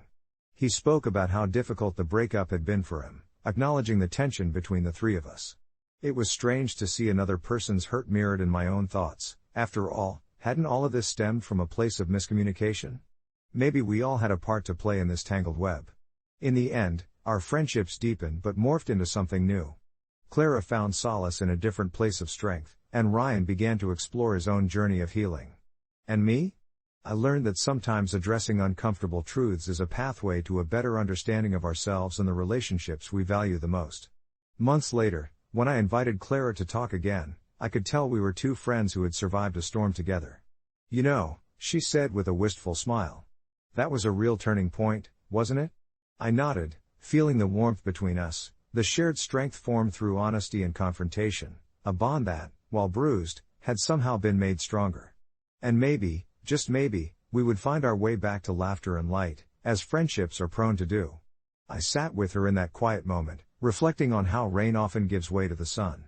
The experience wasn't just about blame or regret, it was a hard lesson in growth, empathy, and the importance of holding each other accountable as we navigate this unpredictable thing called love. The silence lingered, comfortable yet heavy, as we both processed everything that had been said. I glanced out the window, noticing the rain had finally ceased. It felt like a metaphor for our turbulent conversation, a storm that had passed, leaving behind a kind of clarity. You know, I said softly, breaking the quiet, you might not want to hear this, but part of me is glad this happened. Her eyebrows furrowed in confusion, and I quickly added, not because of the pain, but because it forced us to confront the things we usually sweep under the rug. She turned to me, her expression softening as she nodded, a hint of understanding dancing in her eyes. We were two souls tangled in a web of relationships, me, the one who had tried to help her see where her actions were leading, and her, the one who had, perhaps unknowingly, steered her life into choppy waters. We spoke for hours, delving into her relationship with Jake, her boyfriend, and the heartache that had been crippling her since he left. I listened as she recounted the moments that led to their unraveling, the desperation to feel wanted battling against the impulses that drove her to seek affirmation in places it didn't belong. Every time I thought about you and Tyler laughing together, it made me feel like I was missing something, she admitted, her voice barely above a whisper. It was an admission filled with vulnerable honesty that echoed in the quiet of my living room, sinking into the spaces where judgment had dissolved. As our conversation unfolded, I realized that not only was I trying to disentangle her from her own thoughts, but perhaps also from my lingering resentment over how her actions had affected my life. Eventually, the air shifted from confrontation to appreciation, as she thanked me for pushing her to see the reality of her choices. You saved me from myself, you know that? She said, her voice laced with gratitude. I felt a surge of warmth at her acknowledgement, a soothing balm on the wounds that had formed from the conflict. Sometimes you need someone to be honest with you, even if it stings, I replied, wishing she understood how difficult it had been for me to say the words I had spoken. The evening wore on, and with every moment we shared, the shadows of our past began to recede, illuminating the path before us. On a whim, I suggested we consider starting a book club together, something that had been a long-standing joke between us. The idea was met with a laugh, and just like that, we transitioned from heavy-hearted discussions to playful banter about what books we might choose. It was a brilliant revelation, the whimsical notion of stories to share and discuss drawing us back into the familiar rhythm of our friendship, leaving our deeper troubles behind, if only for a moment. As the night wore on, I felt the worry of aftermath slowly lift, maybe the storm had truly passed. I turned off the lights, wrapping us both in the cozy familiarity of warm blankets and the faint scent of chamomile tea wafting through the air. It was in those shared breaths, wrapped in comfort, laughter, and the reverberating echoes of our goodbyes to hurt, that I finally dared to hope. Perhaps building back our friendship wouldn't just be a chore, but an adventure, one step at a time. After all, every story of conflict can lead to new beginnings. When I later wrote my post on the AITA thread, I framed it not just around the tumult of those moments but also around the evolution of our bond. It truly is a testament to how love, in all its forms, can ultimately rise from the very ashes of pain. And as I hit submit, I felt a wave of catharsis wash over me, a sense of closure for what had been. The comments that followed, filled with support and shared stories, became a living testament to the resilience of relationships, no matter how strained they may become. Hours later, as I finally drifted off to sleep, I clung to the thought that even the heaviest rainstorms make way for the brightest dawns, and perhaps this new dawn was the beginning of something beautiful for both of us. As I slipped into the soft embrace of sleep, my mind swirled with hopeful visions of the days to come, where laughter would find its way back into our conversations and the lingering shadows of doubt would fade into a distant memory. The next morning, sunlight streamed through the window, casting delicate patterns on the floor, and for the first time in what felt like ages, I awoke with a sense of peace that seemed to linger just outside my consciousness, waiting to be acknowledged. I reached for my phone, half expecting a cascade of notifications, but found only a solitary message from Sarah, my best friend. It read simply, "Can we talk?" I could sense the apprehension in those 3 words, a quiet echo of all the unsaid apologies hanging between us. While I was eager to engage, I also felt a tightening in my chest at the thought of another difficult conversation. What would I say? Did I even know how to approach it? Taking a deep breath, I replied with a tentative, of course, when and where. We decided to meet at our favorite cafe, a small, cozy place adorned with whimsical decor and the intoxicating aroma of fresh pastries. Arriving a bit early, I perched on a low stool, my heart thudding in anticipation of what would unfold. When she walked in, she appeared almost ethereal, the sunlight catching the strands of her hair, framing her face like a soft halo. Yet, beneath that radiant exterior, I recognized the shadows of uncertainty etched in her expression. She slid into the seat across from me, and we exchanged hesitant smiles, as if testing the waters after a storm. "I'm really sorry," Sarah began, her voice shaky but sincere. "I've been thinking a lot about everything, about how selfish I was, and I don't know how I let it get that far." I wanted to jump in, to assure her that we would be okay, but something inside urged me to let her voice her feelings first. "So," I nodded, prompting her to continue. "It's just. I guess I wanted what you had, without realizing the toll it would take on our friendship." "I know I hurt you," she said, her eyes glistening. There was pain in her words, a raw honesty that cut through the layers of our past. I felt something within me soften as I listened. It dawned on me just how much she had been struggling with her insecurities, having always looked up to the love I shared with my husband. "You were caught in a fantasy, just as I was," I replied softly. "It's hard to separate our desires from reality, and trust me, I've had my fair share of doubts. I thought things would always be perfect, but things change." We talked for hours, layers of misunderstanding peeled away like the soft petals of a spring blossom, revealing the roots of our friendship still intact beneath the surface. It felt refreshing to vent, to listen, and to empathize as we shared our past victories and losses, reinforcing how we had each found ourselves longing for something we had overlooked, the prioritization of our friendship over fleeting moments of jealousy or neglect. As time slipped by, I felt a sense of healing course through me. It wasn't just about reconciling our pasts but also about understanding the deeper roots of our connection. By the time we reached the end of our coffee, I felt as if we had created a new layer in our bond, more resilient than before. "So, what now?" I asked as we gathered our things, feeling light. "I think we should take it slow, just focus on being us again," she mused. "Let's just hang out, like we used to without any complications." I grinned, surprised at the weight that had lifted between us. We had learned a hard lesson together, one I hoped would keep us stronger and more connected moving forward. In the days that followed, we slowly began to rebuild our friendship. We went for runs by the river, where we laughed until our sides hurt, cooking together on the weekends, and even picking out movies to binge on lazy afternoons. Each gathering felt therapeutic, stitching together the frayed edges of our lives. I also saw how she began to take a step back from seeking validation in the attention of others and focused more on nourishing her self-worth. It was inspiring, and I felt grateful to witness her growth. Pain, it turned out, was not the end of our journeys but merely a pit stop on the way to something extraordinary. And with each passing day, the sunlight grew brighter, reminding me of how our lives could soften and reshape after a heavy rainstorm. As for my marriage, that too started to flourish. My husband had come to understand the weight of the situation, and we worked on cultivating stronger communication, prioritizing our bond in a way that honored its foundation. Perhaps we were all just learning how to navigate the complexities of love, friendship, and desire, an ongoing journey where every misstep could lead to enlightening perspectives. The day came when I found myself pouring out my heart again in another Reddit post, this time sharing the beautiful progress we had made, casting a brighter light on the lessons of accountability and unconditional support. "We're all flawed," I wrote, "but embracing each other's flaws can lead to something even more beautiful."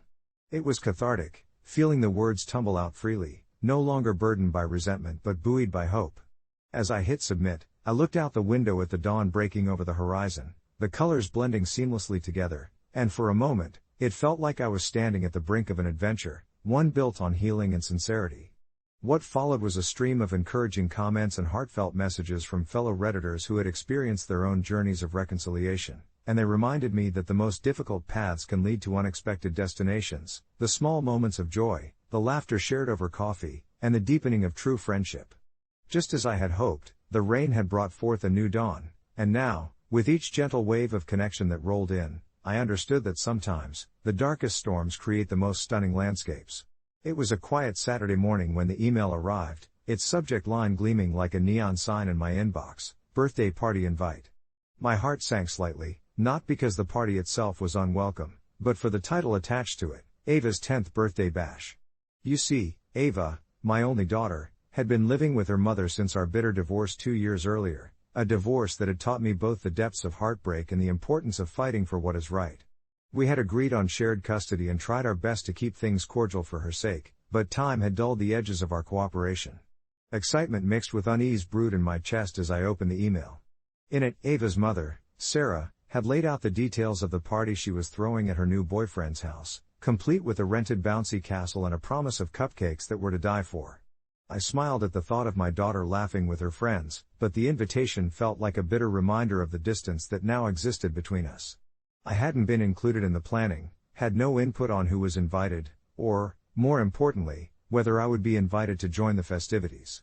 Memories of exchanges between us about joint decisions flooded my mind, laced with that familiar bitterness. I remembered that time we argued fiercely about what to tell Ava during family discussions, how quickly we'd gone from discussing her future to fights over holiday weekends. I took a deep breath, letting the air settle before replying. "Dear Sarah," I typed, "thank you for the invitation. However, I frankly feel conflicted about taking Ava to her party." I paused and blinked at the screen, wondering if I was overthinking this, my finger hovering above the send button. Would I be the asshole for refusing? Would I be denying my daughter joy? After some deliberation, I hit send, feeling both a thrill of liberation and a hint of regret. In a matter of hours, Sarah replied, her words sharp and dismissive. "You're being ridiculous, Matt. Ava needs to see both her parents celebrating her birthday. You can't keep trying to be a martyr." Her words struck like an arrow, and I fired back an equally heated response, caught in that deteriorating cycle of miscommunication where nothing ever seemed to get resolved. The conflict pushed me into an emotional spiral as I questioned my role in Ava's life. I could hear her laughter over the phone on weekends we spent together, see the delight in her eyes during our shared trips to the park and the thrill of watching movies on lazy afternoons. I wanted to fight for that connection without it feeling like a battlefield, yet Sarah's reluctance to compromise left me feeling vulnerable and unsure. Days passed without further correspondence, and my anxiety turned into a persistent ache in my chest.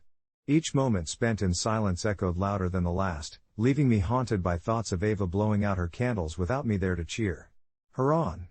The night before the party, I lay in bed, wrestling with my choices. My mind raced back to those fleeting moments of happiness we once shared, grasping for a glimmer of hope.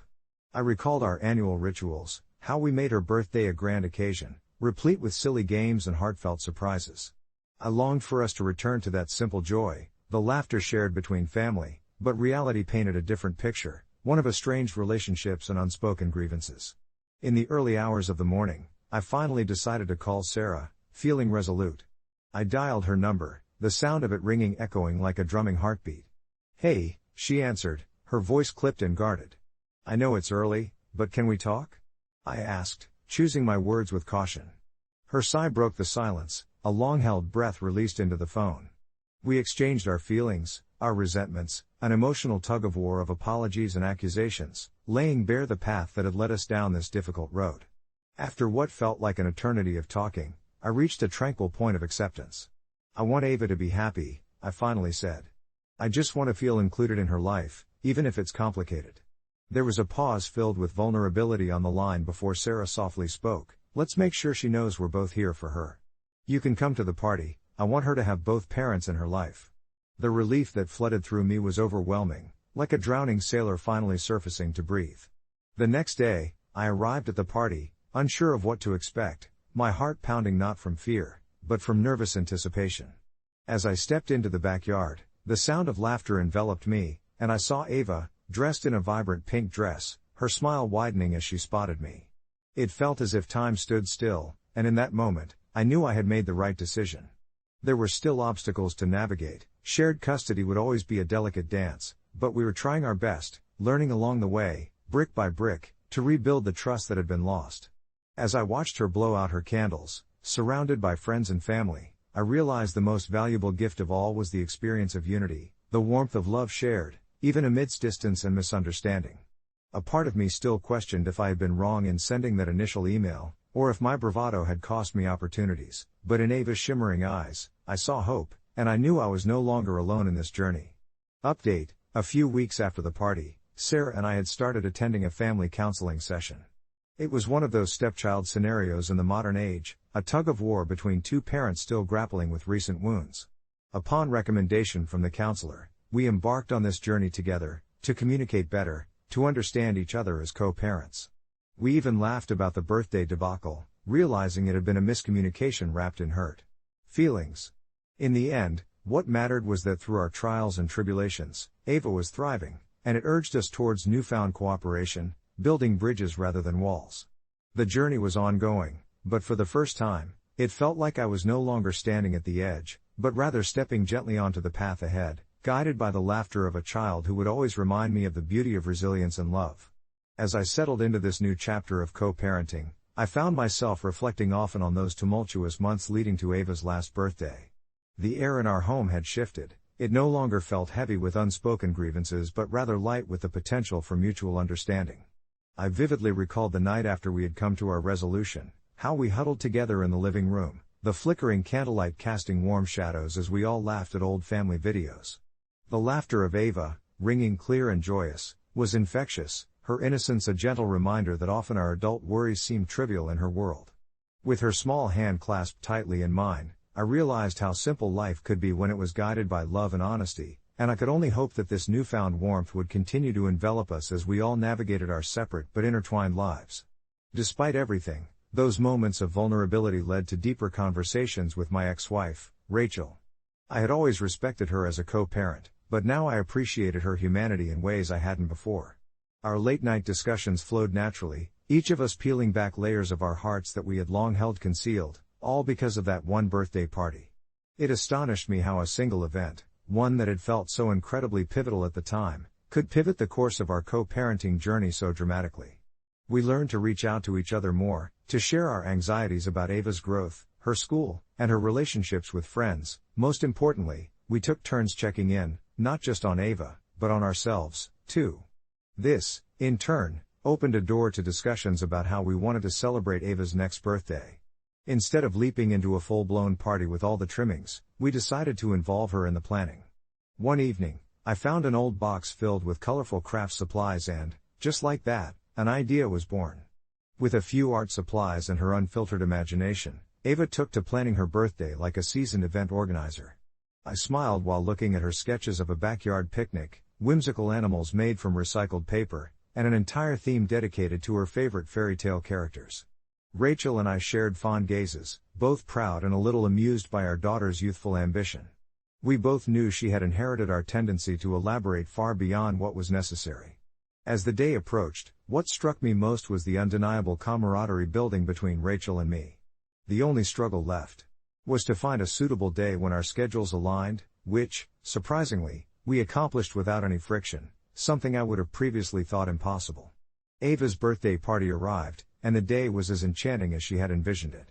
We sat beneath the sprawling oak tree in our backyard, a haven of green and gold light, the air thick with the aroma of freshly baked cupcakes and the sound of laughter. Friends began to trickle in, and I felt a sense of relief wash over me as I watched Ava greet her guests with open arms. That familiar feeling, a blend of pride, love, and connection, blanketed everything that day, allowing me to recall the essence of our family, not the struggles but the resilience that woven us together. As the sun dipped, painting the sky in shades of orange, red, violet, I found myself smiling at Rachel across the yard. In that moment, no bitterness echoed between us. Just the simple joy of shared laughter intertwined with parental pride, a strange yet welcomed friendship that had grown from the ashes of our previous disagreements. When the last guest left, we both plopped down on the grass beside Ava, who had just begun to doze off, her face flushed with happiness. "You think she had a good time?" Rachel asked, her voice a soft murmur punctuated by the leaves whispering overhead. "I think she loved it," I replied, glancing down at my daughter, whose dreams must surely have been filled with whimsical adventures. As dusk settled in, it dawned on me just how much had changed. We exchanged a knowing look, words unspoken but shared between us, an understanding that sometimes miscommunication had the power to destroy and to strengthen. My heart swelled with hope, and in that luminous twilight, I firmly believed that through this journey of vulnerability, forgiveness, and growth, we were continually transforming, not just as parents but as individuals striving to give our daughter the best of ourselves. I looked at Ava, her tiny fingers clutching a party favor, and realized that it was the laughter, the love, and the resilience that truly mattered. The path we walked would undoubtedly have its rocky moments, but it was a road I felt ready to tread, knowing I was not alone. And with that reflection nestled close to my heart, I whispered a silent vow to embrace the unfolding future with open arms and a heart full of hope. Update: just a few months later, life took an unexpected turn once again. Rachel had recently mentioned she was considering moving to a nearby city for a fantastic job opportunity, something she had always dreamed of but hesitated to pursue. Her desire eventually put us in the position of needing to recalibrate our co-parenting arrangement. Yet this time, it felt different. Rather than spiraling into anxiety over potential conflicts, we sat down again, just like before, and talked it through. Rachel expressed her concerns about how a move might affect Ava, and I shared my worries about how it would affect our bond as a co-parenting team. Our open dialogue, now woven through trust, made all the difference. We both welcomed the idea of working together, ensuring Ava felt anchored no matter how far she or either of us traveled. Love may have its complexities, but through it all, I learned the most valuable lesson of all, that understanding and communication were the threads that held our family together, no matter the distance. As the weeks rolled into months, the lessons we learned lived with us, blossoming in the everyday moments of parenting. Rachel and I found ourselves sharing more than just birthday plans. We were navigating the intricacies of co-parenting with a newfound sense of unity. It was during these quieter moments, those unguarded conversations over the phone or the casual exchanges when we dropped off Ava, that I realized our relationship was stabilizing. One afternoon, while the sun poured through the kitchen window, I was prepping lunch when Ava ran up to me, her tiny feet barely making a sound on the polished floor.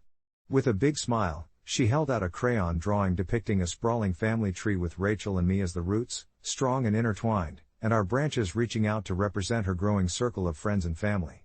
My heart swelled as I realized how much she understood, even if her comprehension was wrapped in innocence. "See, Daddy? Even if we don't live together, we're still a family," she chirped, her eyes sparkling with belief. I couldn't help but feel gratitude for that childlike clarity, the kind that often eludes adults. In that moment, I understood the importance of fostering Ava's perception of love. She was the lens through which our past struggles were being reframed. Rachel and I decided to introduce a weekly family night, where the three of us would indulge in activities ranging from movie marathons to board games, each session acting as a reminder of our commitment to Ava. As the weeks turned into playful banter and warm evenings of laughter, I started to feel a sense of normalcy that had once eluded us. One evening, after a particularly spirited round of charades where Ava had us all rolling on the floor, Rachel turned to me with a smile. "I guess this is what it means to build a family," she said. There was no hint of bitterness or past grievances, just the simple acknowledgement of what we were creating together. But life, in its unpredictable manner, threw a curveball our way. Rachel received an unexpected job opportunity that required her to relocate across the country. I was taken aback, my initial reaction awash with the fear of change. Ava adored her routines. Would this disrupt everything we had built together? When I approached Rachel about it, my usual calm facade cracked. "How can we maintain this?" I stammered. "What if it pulls Ava between us?" Rachel listened intently, her face a mixture of emotions, reflecting my own fears back at me. The weight of our earlier promises weighed heavily on us both. I could see the reality of her move grappling with our newfound understanding. We took the weekend to exhaustively discuss everything, a process that felt both laborious and liberating as we laid all our concerns on the table. The fear of creating instability in Ava's life loomed large, but the prospect of Rachel's career growth was undeniably an opportunity that was hard to frown upon. Slowly, we began to explore what that transition might look like. It's amazing how the words we exchanged began to heal the initial shock, transforming my apprehensions into conversations about alternating weekends and phone calls. We envisioned crafting a schedule that would prioritize Ava's needs, and here was where Rachel's earlier point about communication shone again. The idea was for her to be rooted in both our hearts, irrespective of geographical lines. With every discussion we had, I felt the fabric of our co-parenting strategy become more intricate yet resilient. The decision was ultimately made: Rachel would take the job, and we would commit to a communication plan that would keep any rift at bay. The weeks leading up to her departure were packed with emotional farewells, open dialogues again, and loads of reinforcement for Ava. I felt bittersweet pride as I watched Rachel and Ava playing together in the park one last time before the move. A fleeting moment of nostalgia swept through me. I thought of all the birthdays, the small squabbles, and those beautiful family nights. "We're still a family, right?" Ava asked innocently, her voice filled with concern. I knelt down, unafraid to share my heart. "Absolutely, sweetheart. No matter where we are. It felt true to the depths of my soul, and she smiled, radiating the reassurance of a child's uncomplicated wisdom. As I drove home that day, the wait lingered, but it felt so different now. Sundays would be our pocket of time to celebrate culture through shared meals, FaceTiming during story time, and sending messages across the miles, maintaining our rhythm. I took a deep breath, feeling a sense of clarity wash over me. I could not predict what our family's dynamics would look like moving forward, but I had faith that as long as love anchored us, we would flourish. In the end, distance could not dilute what we had built. Through all the anxieties and adjustments, I knew that understanding, grace, and persistent love would knit us together, no matter the miles apart.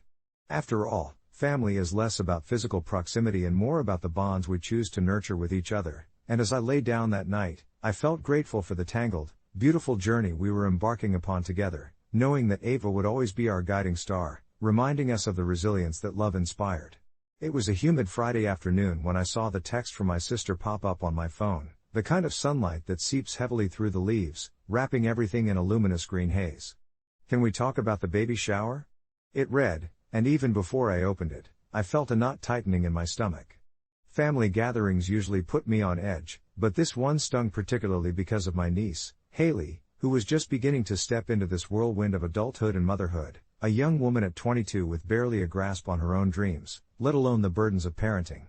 My sister had always held on tightly to the idea that families should rally together for every celebration, but I wasn't about to jump into the fire this time. With 3 kids and a full-time job that drained every ounce of energy I had, I couldn't afford to take on anything else, especially something as elaborate as a baby shower. The weight of my sister's expectations loomed heavy, and yet it felt unjust, like I was the antagonist in a story I didn't agree to be part of. When I met her for coffee the next day, the savoriness of the espresso barely touched my tongue as her melancholy but hopeful gaze settled on me. "I was hoping you'd consider hosting the shower at your place," she said, almost too lightly, but I could hear the urgency beneath her words. The cafe buzzed around us, laughter and chatter filling the air, and I could almost drown in it, wishing for the world to swallow me whole rather than face this conversation. "I just think it would mean a lot to Haley if we did something nice," she continued, and there it was, the guilt trip launchpad. My mind raced as I tried to visualize it, balloons in my small living room, a sea of pastel decor clashing with my casual aesthetic, and then there was the idea of Haley's friends showing up, all bubbly and full of youthful energy, while I sat, the bored executioner of this so-called celebratory event. "I just don't think I can handle it," I finally uttered, my voice almost quiet against the ruckus around us. Her eyebrows knitted together, a sign of disappointment that cut deeper than I'd anticipated. "But I thought we were in this together," she replied, hurt seeping through her words like water through a cracked dam. I felt a pang of guilt and uncertainty twist in my stomach, and for a moment, I wondered if maybe I was being selfish for wanting to protect my own peace. I wished I could take it back, but my loyalty to my own limits pushed me to stand my ground. We ended the conversation with an awkward hug, and as I drove home, a cloud of tension settled over my thoughts, swirling wildly as I deliberated my feelings. Shouldn't I have felt obligated to help my sister? My heart tugged at the part of me that wanted to be a good aunt, while my head screamed for self-preservation. Days turned into a week, and I found myself dodging family messages, pretending to be busy and overwhelmed while grappling with the disappointment I had left in my sister's eyes. Haley, oblivious to our frayed threads, posted on social media about the struggles of pregnancy, her joy mixed with worries, and I felt the weight of my own decisions pressing heavier against my chest. It was then that I noticed a photo of her clutching a tiny pair of baby shoes, her glowing smile juxtaposed against a backdrop that flourished with love and excitement from her friends. My heart sank a little lower. Maybe I'd misjudged the situation. Perhaps my presence at the shower was more significant than I'd thought, a file within a larger family moment that would eventually fade into nostalgia for Haley. A few days later, I reached out to my sister, my fingers hesitating over the screen, not sure what to say. "I'm sorry for shutting you out. How about we do something simple? Like, a small get-together at your house?" The reply came almost instantly, her joy a visible burst through the digital barrier. "I'd love that. We can make it work." Having said yes to a smaller version of the event felt like a burden lifted, the knot in my chest loosening a fraction, but I was still met with trepidation about the whole ordeal. As the day approached, I helped my sister prepare rather than overstretch myself, creating an intimate environment that felt fitting for the occasion, welcoming just a handful of people. The atmosphere shifted, the gathering was infused with laughter and light conversation, a gentle pace that allowed us to relish in small moments. When I finally embraced Haley, her eyes shining as she expressed her gratitude, something softened within me. It wasn't about the big lavish events or the effort that one apparently had to offer. Instead, it was about the connections we fostered amid chaos, the memories formed beneath the laughter and subtle glances. I left the shower that evening feeling lighter, having found joy in the simplicity of family bonding, realizing I wasn't the antagonist I had assumed. As life continues to unfold, I wonder about the many roles we play and the weight of our choices, ultimately discovering that sometimes, being present is the greatest gift we can offer. Update: a couple of months after the shower, I received a text from Haley. "You were the best aunt. I'll need you by my side when the baby arrives." True to the nature of life, my anxieties began to bubble beneath my skin again. I could feel the knot forming once more. However, this time, there was a different spark of excitement laced through the worries. Perhaps my growth lay not just in learning about hosting, perhaps, it was also about embracing the beautiful chaos ahead of us as a family, and that in itself felt like offering a profound love, even if chaos threatened to overtake it. The weeks that followed were a whirlwind of preparation and adjustments. I found myself caught somewhere between the anticipation of Haley's arrival and the heavy weight of my self-doubt. Each time I picked up my phone to message her, I hesitated, fingers hovering over the screen as I replayed our past interactions in my mind. What would she think if I voiced my fears? What if my honesty discouraged her? It was a strange dance I found myself doing, where I wanted to be supportive but feared I might come off as inadequate, as if my very presence might overshadow her joy. Every time I thought about the baby shower, the knot in my stomach tightened just a bit more. I'd spent hours Googling cute party themes and sculpting perfect Pinterest boards, wanting to give Haley the celebration she deserved, but a part of me still flinched at the thought of it. Despite the excitement in her texts, I couldn't shake the feeling that I was stepping on shaky ground, teetering between wanting to be the best aunt I could be and worrying I might inadvertently ruin the day.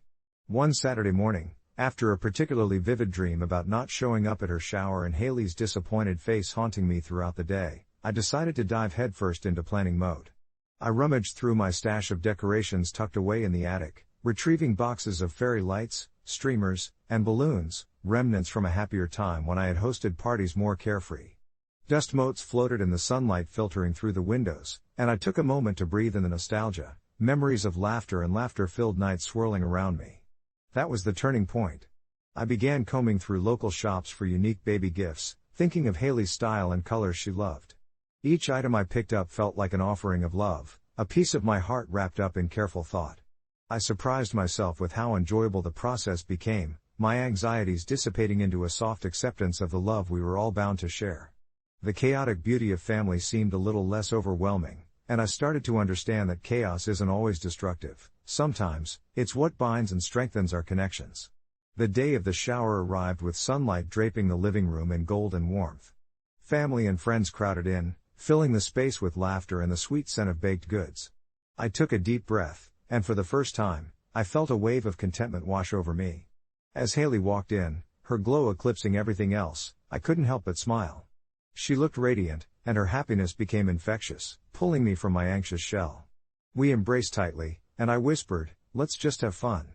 As the shower progressed, I busied myself ensuring everyone was enjoying themselves, but I kept a close eye on Haley.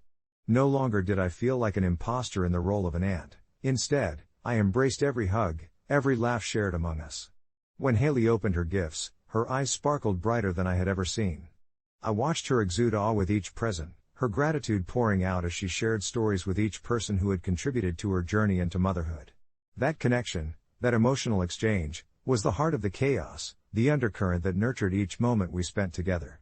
As the sun began to dip below the horizon, painting the sky with shades of purple and gold, I felt a content sigh escape my lips. I had not only helped organize a memorable day, I had also rekindled my sense of belonging within the family, reconnecting me with an identity I had almost neglected. Haley caught my gaze and, with a beaming smile, whispered, "Thank you for everything." In that moment, all my previous doubts seemed to evaporate, replaced by the warmth of our bond. In the weeks that followed Haley's shower, I embraced our family's evolving dynamics. I found joy in little things, like evening phone calls filled with baby name brainstorming and sharing in her cravings.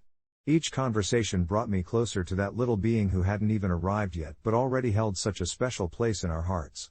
As Haley eventually entered motherhood, the beautiful chaos I had once feared became a familiar dance of endless affection and unexpected moments. I wasn't just her aunt anymore, I was an active participant in her life and her child's, relishing the highs and comforting her through the lows. One evening, a few months after the shower, I laid in bed reflecting on my journey, tapping my fingers gently against my pillow. The knot that had once felt so constrictive was now just a gentle reminder of my growth. Perhaps being an aunt wasn't about perfection but about presence, sharing laughter, standing in support, and never shying away from the beautifully tangled web that is family. And as I drifted off to sleep that night, I left behind all doubts, embracing an open heart for whatever lovely chaos would come next, welcoming the new chapters that awaited us all. As the weeks rolled on, I found myself swept up in a rhythm, one that intertwined the mundane with the miraculous, the simple moments with the monumental milestones of Haley's pregnancy. I remember a particular afternoon when I stopped by her place to drop off some groceries. The spring sun poured in through the kitchen window, casting a warm glow over everything, and I was immediately struck by how vibrant she looked. Her pregnancy was sculpting her, transforming her into an even more radiant version of the girl I once watched dream of starting her own family.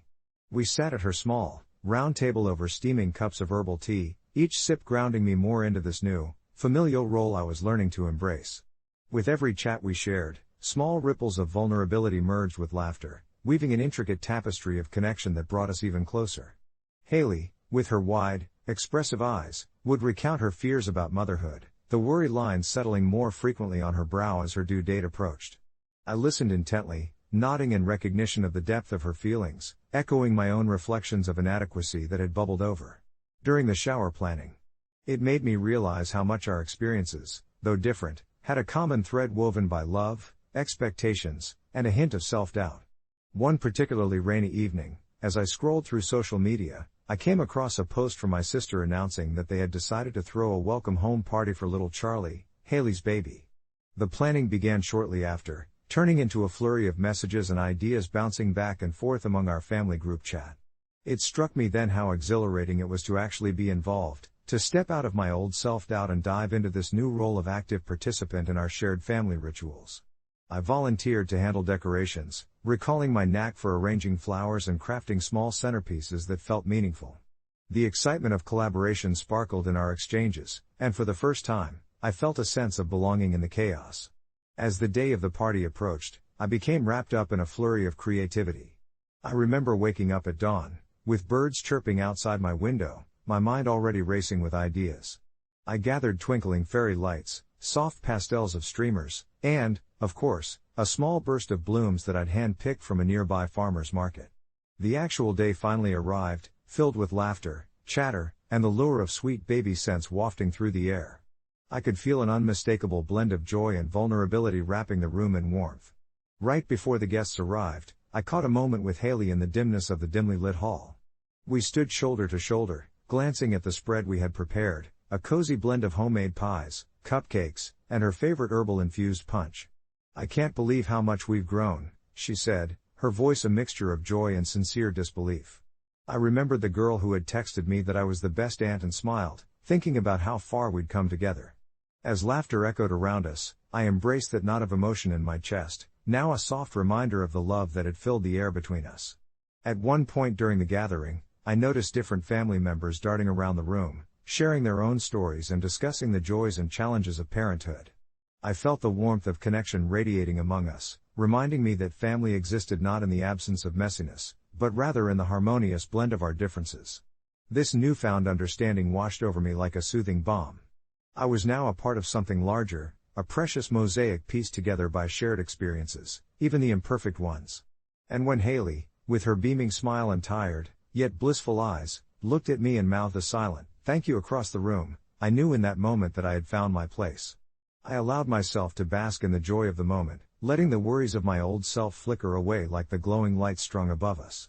There would always be more showers, birthdays, and quiet moments of chaos to share. As I departed that evening, with the scent of baby powder lingering in the air and the laughter of my family still echoing in my ears, I carried with me the knowledge that my role was simply to be there, present and loving, no matter the circumstances.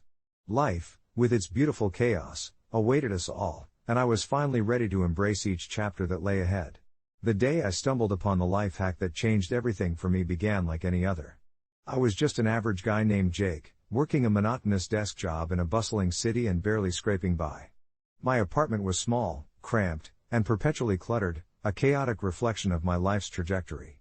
Little did I know, lurking in the depths of the internet on a mundane Tuesday afternoon, I would discover something that felt almost sacred, an insider's guide to life improvement, buried within a thread titled Ask Reddit What's a Life Hack So Good You Almost Don't Want to Share It? As I read through the comments, most of which comprised people sharing their mediocre tips like freezing grapes for chill and wine, I almost tuned out, but then I found it, a simple yet profound suggestion that promised to revolutionize my approach to work and life in general. Set your alarm to wake up exactly 1 hour earlier every day. Your productivity and mental clarity will skyrocket. I was doubtful at first, rolled my eyes at the idea of sacrificing an hour of sleep, but I couldn't shake the thought. After wrestling with my own frustrations about work and feeling like a ship lost at sea, I resolved to give it a shot. The first morning was an exercise in pure dread as my alarm screamed at me from across the room. Each minute of extra dark, quiet solitude felt like a battle against my will to stay under the covers, but the slight glow of a new dawn soon coaxed me into action. I brewed a pot of coffee that smelled like a promise fulfilled, sat down at my rickety kitchen table, and, for the first time in ages, opened my laptop to write. I poured out my thoughts, projects I had ideas for but never the energy to start, and plans I had shelved away like dusty books.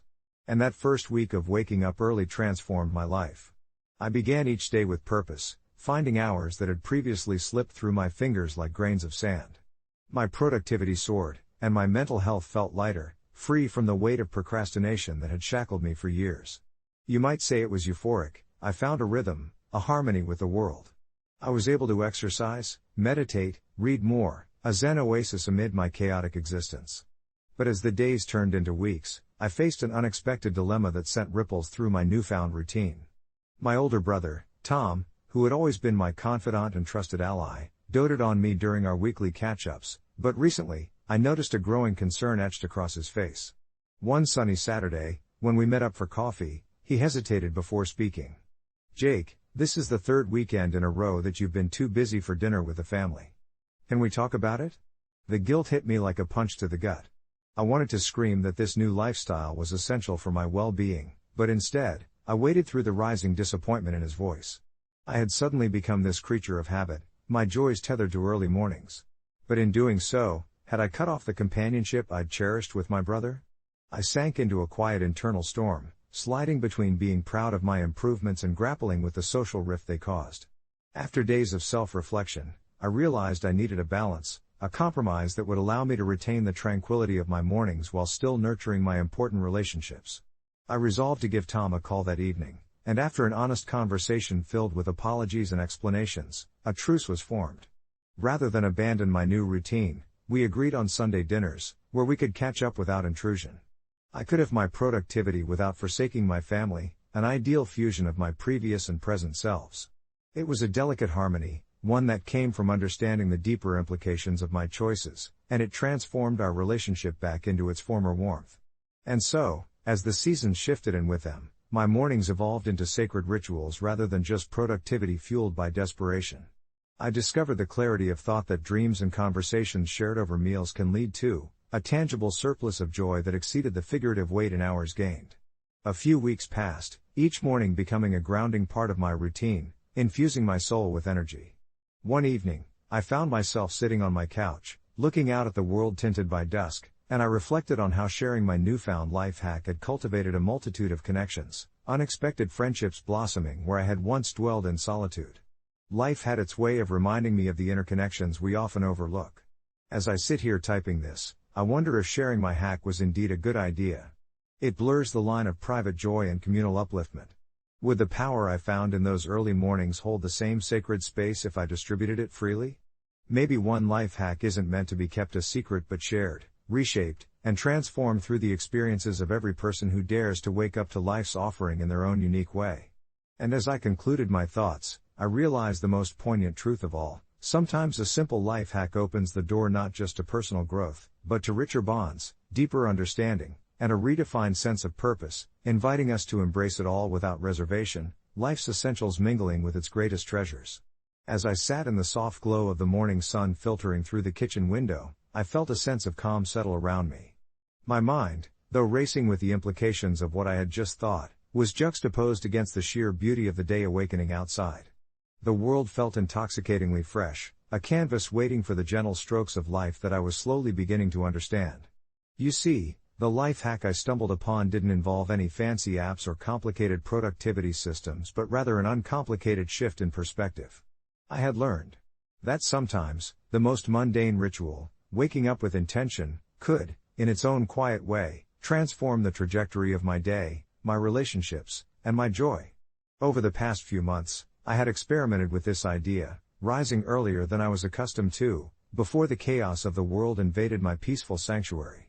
It began as a desperate attempt to reclaim time from my perpetual morning rush, an irritation born from the mundane trappings of life, scrolling through emails, hurried breakfasts, and the nagging sense that I was losing precious moments to start afresh. But that diligent push to wake up earlier unfurled into something far richer. As I carved out an hour before the day's demands stole my attention, I found a space to breathe. I moved in slow motion, making a warm cup of tea, journaling about my thoughts and dreams, and even meditating in the quiet embrace of my home. Each sip of that warm beverage would wrap around me like a gentle hug, reinforcing my resolve to step into the day with clarity, purpose, and an open heart. Honestly, it felt extraordinary, like I was gifted a secret chamber of time where worries could not penetrate and the weight of expectation floated away. I began to notice how this small act of self-care rippled through the hours ahead of me. I was more present during breakfast with my family, more patient with the unpredictable whims of children, and more engaged in conversations that I used to let flow past me like white noise. It was as if I had donned a new pair of glasses, sharpening details in my perspective I had long dismissed. I reveled in quiet drives to work and greeted colleagues with renewed warmth. However, with this blossoming joy emerged an unexpected hesitation. Was this secret ritual of mine meant to be shared? Would revealing my newfound treasure dilute its magic or, worse, inspire envy or misunderstanding? Caught in this internal tug-of-war, I decided to experiment subtly. Over weekends, when my husband joined me for those early hours, I invited him into my sanctuary, sharing the solace I had discovered. In those hushed moments, I saw his demeanor soften, emerging from the chaos of past weeks where work had consumed our evenings. Slowly he began to cherish those serene mornings too, our laughter dancing in the air as we shared breakfast and exchanged dreams. It was this bond, the laughter, the vulnerability, the growth, that made me wonder whether this small act of kindness and clarity could be a gift, not just for ourselves, but for others. Wanting to share this idea, I took to a popular online forum one night and posed a question in a chat titled Ask Reddit, "What's a life hack so good you almost don't want to share it?" I wrote about my morning ritual, careful to frame it not as a command or an obligation but as a suggestion for those yearning for a little space of their own. What followed was a serendipitous avalanche of responses. People poured in with stories of their own rituals, ways of reclaiming time, or tips to savor the morning before the world demanded their attention. I felt electrified with connection, strangers resonating with the quiet rebellion of choosing to wake up to love and life, not burdens. A woman wrote about her late-night tea and early morning walks, while a young man spoke of the meticulous joy he found in preparing breakfast for his family, intertwining love with fried eggs and crispy bacon.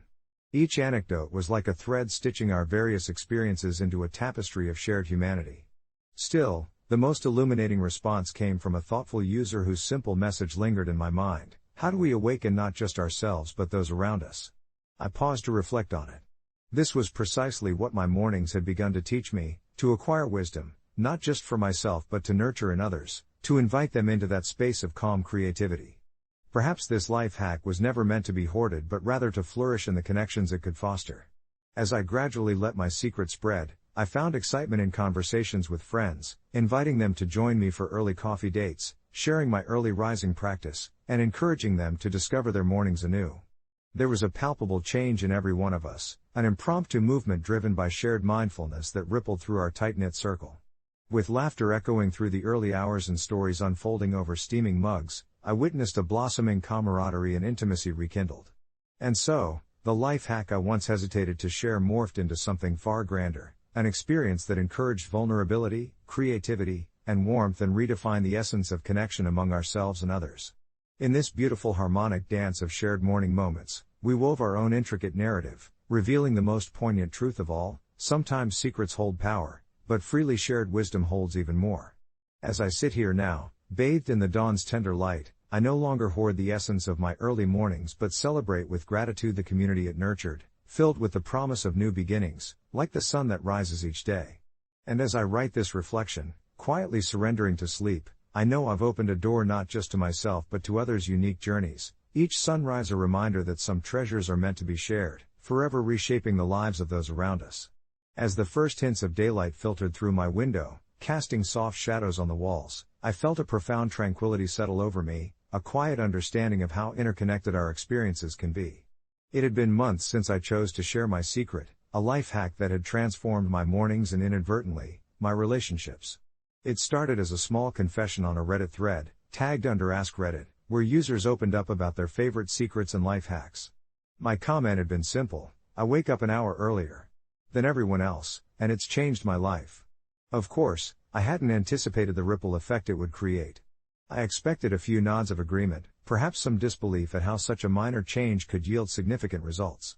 But the floodgates opened, and I was caught in a tidal wave of responses. People shared their stories of early mornings, how they found peace in a world that often felt chaotic, how sacred the stillness was compared to the rush of the day to come. At first, I felt a tinge of vulnerability, exposing my personal routine to a community of strangers. Would they understand? Was I laying claim to a secret that was too trivial to be meaningful?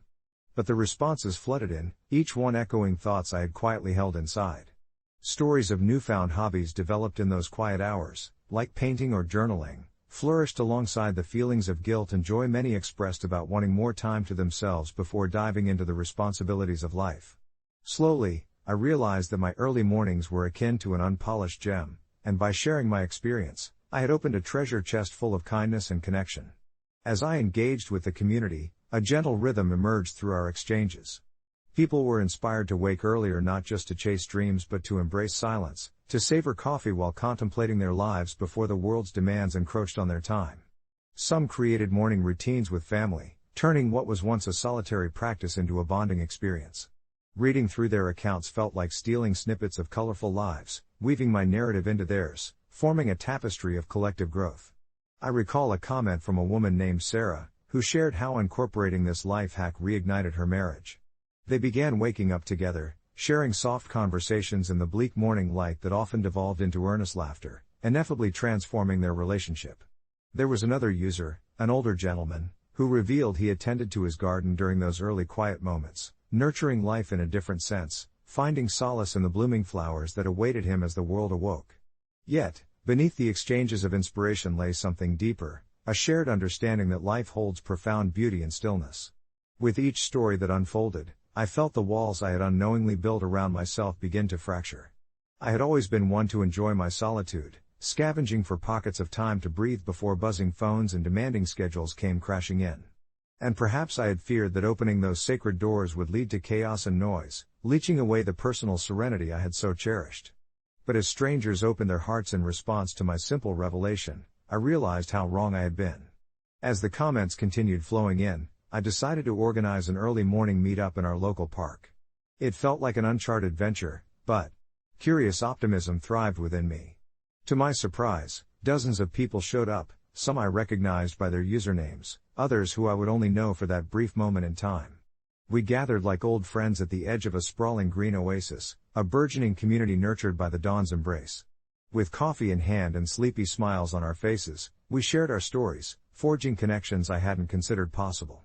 Every cup raised was a toast not just to transformation but to the unity of our shared humanity, scratches and bruises in varying degrees merging with triumphs that painted our lives. Days turned into weeks, and as the seasons changed, so did our meetings. Some mornings we delved into reflective mindfulness exercises or guided meditation, others were filled with laughter and shared breakfast picnics. I noticed people blooming in ways they had never anticipated. Friendships emerged, and collaborations formed outside of our gathering. One morning, as I inhaled the scent of fresh pastries baking in the sun, I marveled at how this simple life hack had reshaped not only my routine but the essence of so many lives intertwined with mine. Looking back now, those early mornings were more than just a clever trick, they were an invitation to vulnerability, revealing the subtle art of connection and the beauty of shared existence. As I finally close my eyes in surrender to sleep, I allow the memory of those gathered faces to wash over me, a gentle lullaby assuring me that life, in all its complexities, is best lived together. In the silence that follows, I reflect on the responsibilities we hold, not just to ourselves, but to each other. Some mornings I still wake to the solitude I cherish, but now, they carry the warmth of a community that blossomed from a single whisper of truth, with the promise to continually evolve. And as dawn breaks, I remember that sharing treasures can illuminate the depth of life's experiences across the vast tapestry of humanity, each thread woven intimately yet distinctively into a grand narrative of our existence. When I first moved into my college dorm, I was filled with a mix of excitement and fear. Living away from home meant newfound freedom coupled with a whole lot of responsibility, but nothing quite prepared me for becoming a reluctant pet owner. My roommate, Jamie, had a long-haired tabby cat named Oliver, a fluffy bundle of mischief that seemed to have an uncanny ability to detect when I was vulnerable, and despite my initial hesitation toward sharing my space with an animal, I found that I could tolerate Oliver's antics, until that fateful Tuesday afternoon. It had been a long day filled with back-to-back classes and a looming assignment I was struggling to tackle. I returned to our dorm, a small space cluttered with books, clothes, and the ever-present scent of takeout. The moment I settled into my bed, ready to drown out the world with some music, I heard Jamie's voice carry through the thin walls as she chatted with friends. I could hear laughter and the clinking of glasses, a stark contrast to the chaotic storm of thoughts whirling in my mind about deadlines and future plans. It wasn't long before Oliver, as if sensing my solitude, poked his head through the door, his wide yellow eyes fixed on me. "Not now, Oliver," I murmured, hoping to ward him off with my exhaustion, but, as it turns out, nothing could deter his determination. He wiggled through the slightly ajar door and hopped onto my bed, his presence filling me with a mixture of annoyance and reluctant affection. I gently shoved him off, trying to reclaim the boundaries I had set around my personal space, but I couldn't help but chuckle as he stared up at me, his ears twitching with every sound in the room. Then came the moment that seized my attention and left me questioning my sanity. Oliver, in a burst of unexpected empathy, nuzzled his face against my hand, then proceeded to bat at my fingers as if to say, "I'm really sorry for intruding, see how cute I am?" I blinked in disbelief, half wondering if I had gone mad or if this was just a cleverly plotted scheme orchestrated by my roommate. "You really think a cat can apologize?" I thought, lowering my hand hesitantly. The warmth of his fur was oddly comforting. Yet that comforting feeling quickly twisted into discomfort as Jamie burst into my room, beaming with pride for her well-behaved cat. "Do you see him apologizing?" she joked, and I couldn't help but feel a tight knot of frustration building in my chest. I had set boundaries for a reason. I needed that space to unwind, to think, and to not feel like I was babysitting a creature who had no concept of personal space. "Maybe he's learned how to be more considerate," Jamie added, but the playful tone felt dismissive of my true predicament. The following day became a cycle of Oliver seeking me out, sitting on my desk as I tried to study, performing antics to win my affection, and despite my best efforts to keep him at bay, I found myself secretly charmed. However, a tipping point came when, the next day, he curled into my lap while I was engrossed in reading. I felt warmth radiating from him, and suddenly, it felt like Oliver had transformed into an emotional semaphore, signaling that I wasn't alone despite all the chaos around me. Just as soon as the joy of that connection blossomed, the reality of our living situation crashed into it. I realized that I wasn't just fighting against a cat, I was fighting against the inklings of companionship that came with it, the roots of connection that dug deep into my reserved heart that I had not anticipated. So when Oliver came to me yet again, his head bowing slightly as he gazed with those imploring eyes as if he understood my troubles, I took a breath and softly said, "You can come in, but only this once." In that moment, there was an undeniable shift, not just between me and Oliver, but within myself as well. It felt strangely cathartic to open my door, both literally and metaphorically, allowing this little creature to occupy not just my space but also my weary heart. As days turned into weeks, I found more peace in cohabiting with Jamie and Oliver than I could have ever imagined.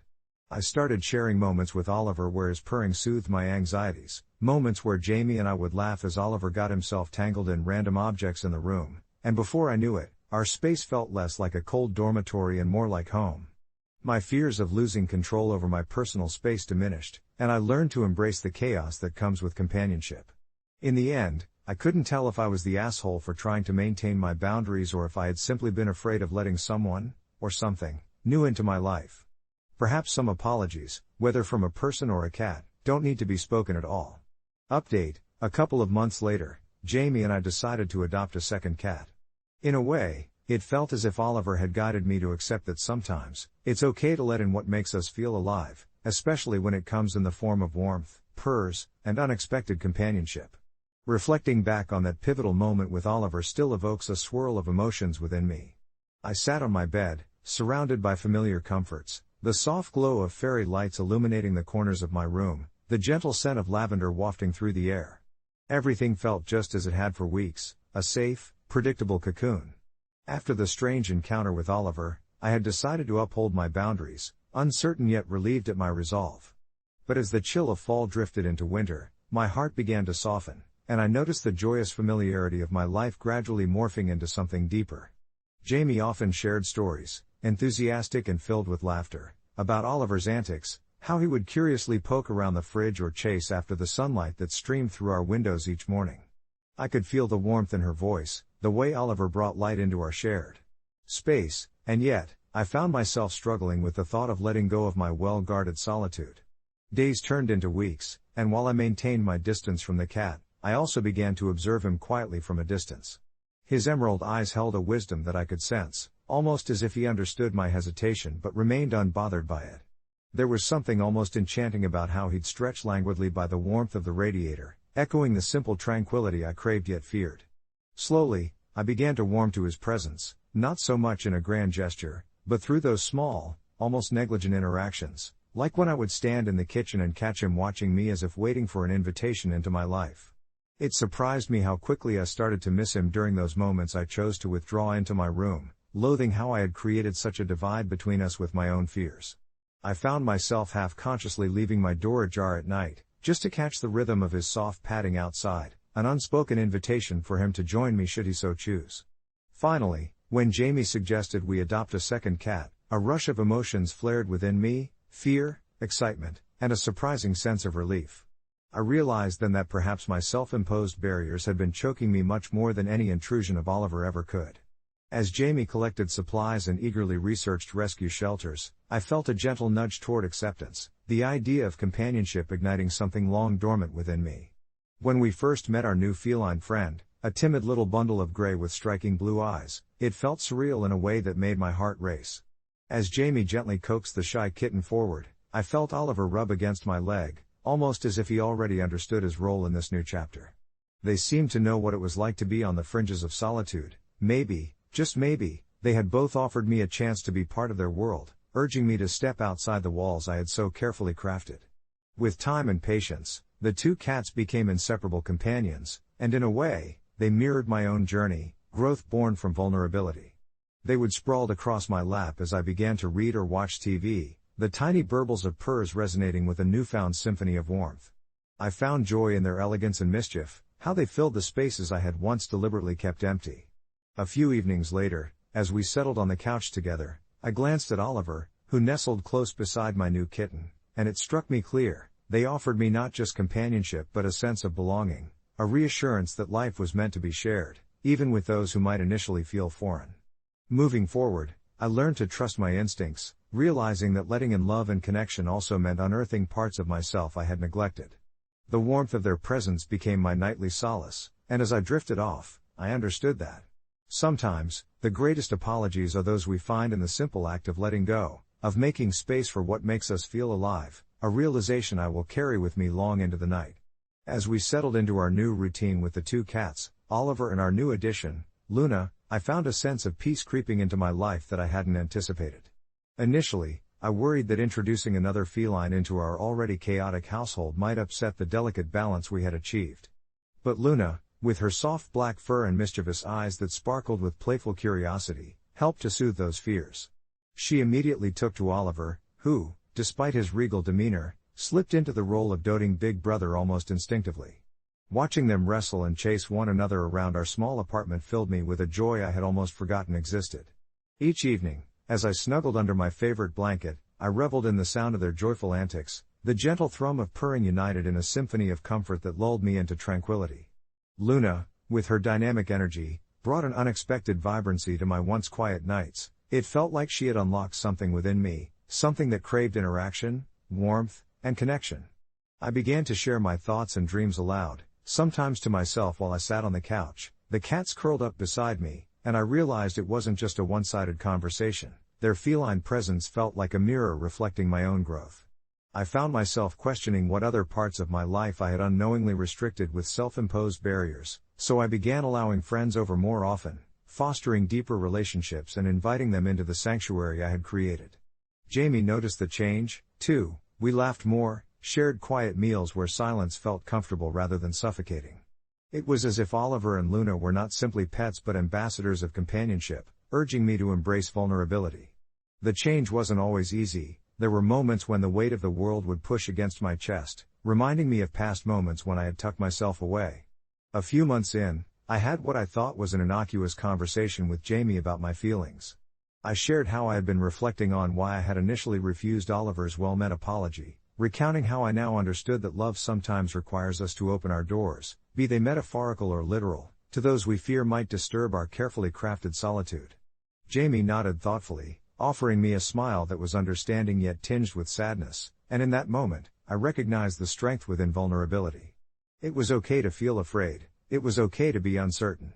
I realize now that receiving love, whether it's from a person or a furry companion, meant stepping into the unknown, but it is also where the most profound connections could blossom. The days became less about confrontation and more about connection. About sharing our lives openly rather than behind walls built from past hurts. Then came the night that brought everything together, a night that served as a reminder of the journey I had taken since Oliver's heartfelt apology. It was a brisk winter evening, and I settled down to enjoy a quiet night with a cup of tea. The world outside was painted in white, the street lamps casting a warm glow against the snow, while inside, my 2 cats curled contentedly on my legs. I flipped open my journal, a ritual I had embraced as I gathered my thoughts, documenting the emotional clarity that had graced my life in recent months. Suddenly, Oliver leapt from my lap onto the desk, his little paws tapping against the pages until he settled beside me, staring up with those piercing green eyes as if he were reading my mind. It struck me that there was a profound sense of gratitude swelling within me, gratitude not just for Oliver and Luna but for the whole journey that had brought me to this moment. I leaned down, giving Oliver a gentle scratch behind the ears, and said aloud, "Thank you for teaching me how to love again." When Luna nudged her head against my hand, insisting on her share of affection, I felt an overwhelming sense of connection, a comforting reminder that sometimes the most precious breakthroughs come from the most unexpected places. In the blend of their fuzzy warmth and the tranquil ambience of the room, I embraced the idea that letting go of boundaries could be liberating, not just for myself but for the new family we were building together. As I closed my journal and let the stillness envelop me, I understood that life thrives in shared warmth, and perhaps, the most genuine apologies come wrapped in the soft fur of those who teach us the value of presence, love, and belonging. When the news rolled in about the upcoming 2024 general election, I felt something shifting within me, an unfamiliar sensation bubbling up that wrestled for dominance, an unsettling mix of anxiety and detachment that I couldn't quite place. My name is Alex, a 33-year-old graphic designer living in a small town in Ohio, where politics always seemed to be the gossip just shy of being casual dinner conversation. I had always practiced my democratic right with diligence, feeling the pull to make my voice heard, but this year, as I sifted through the barrage of political ads and polarizing debates, the thought of participating began to feel like an undertaking I was no longer prepared to shoulder.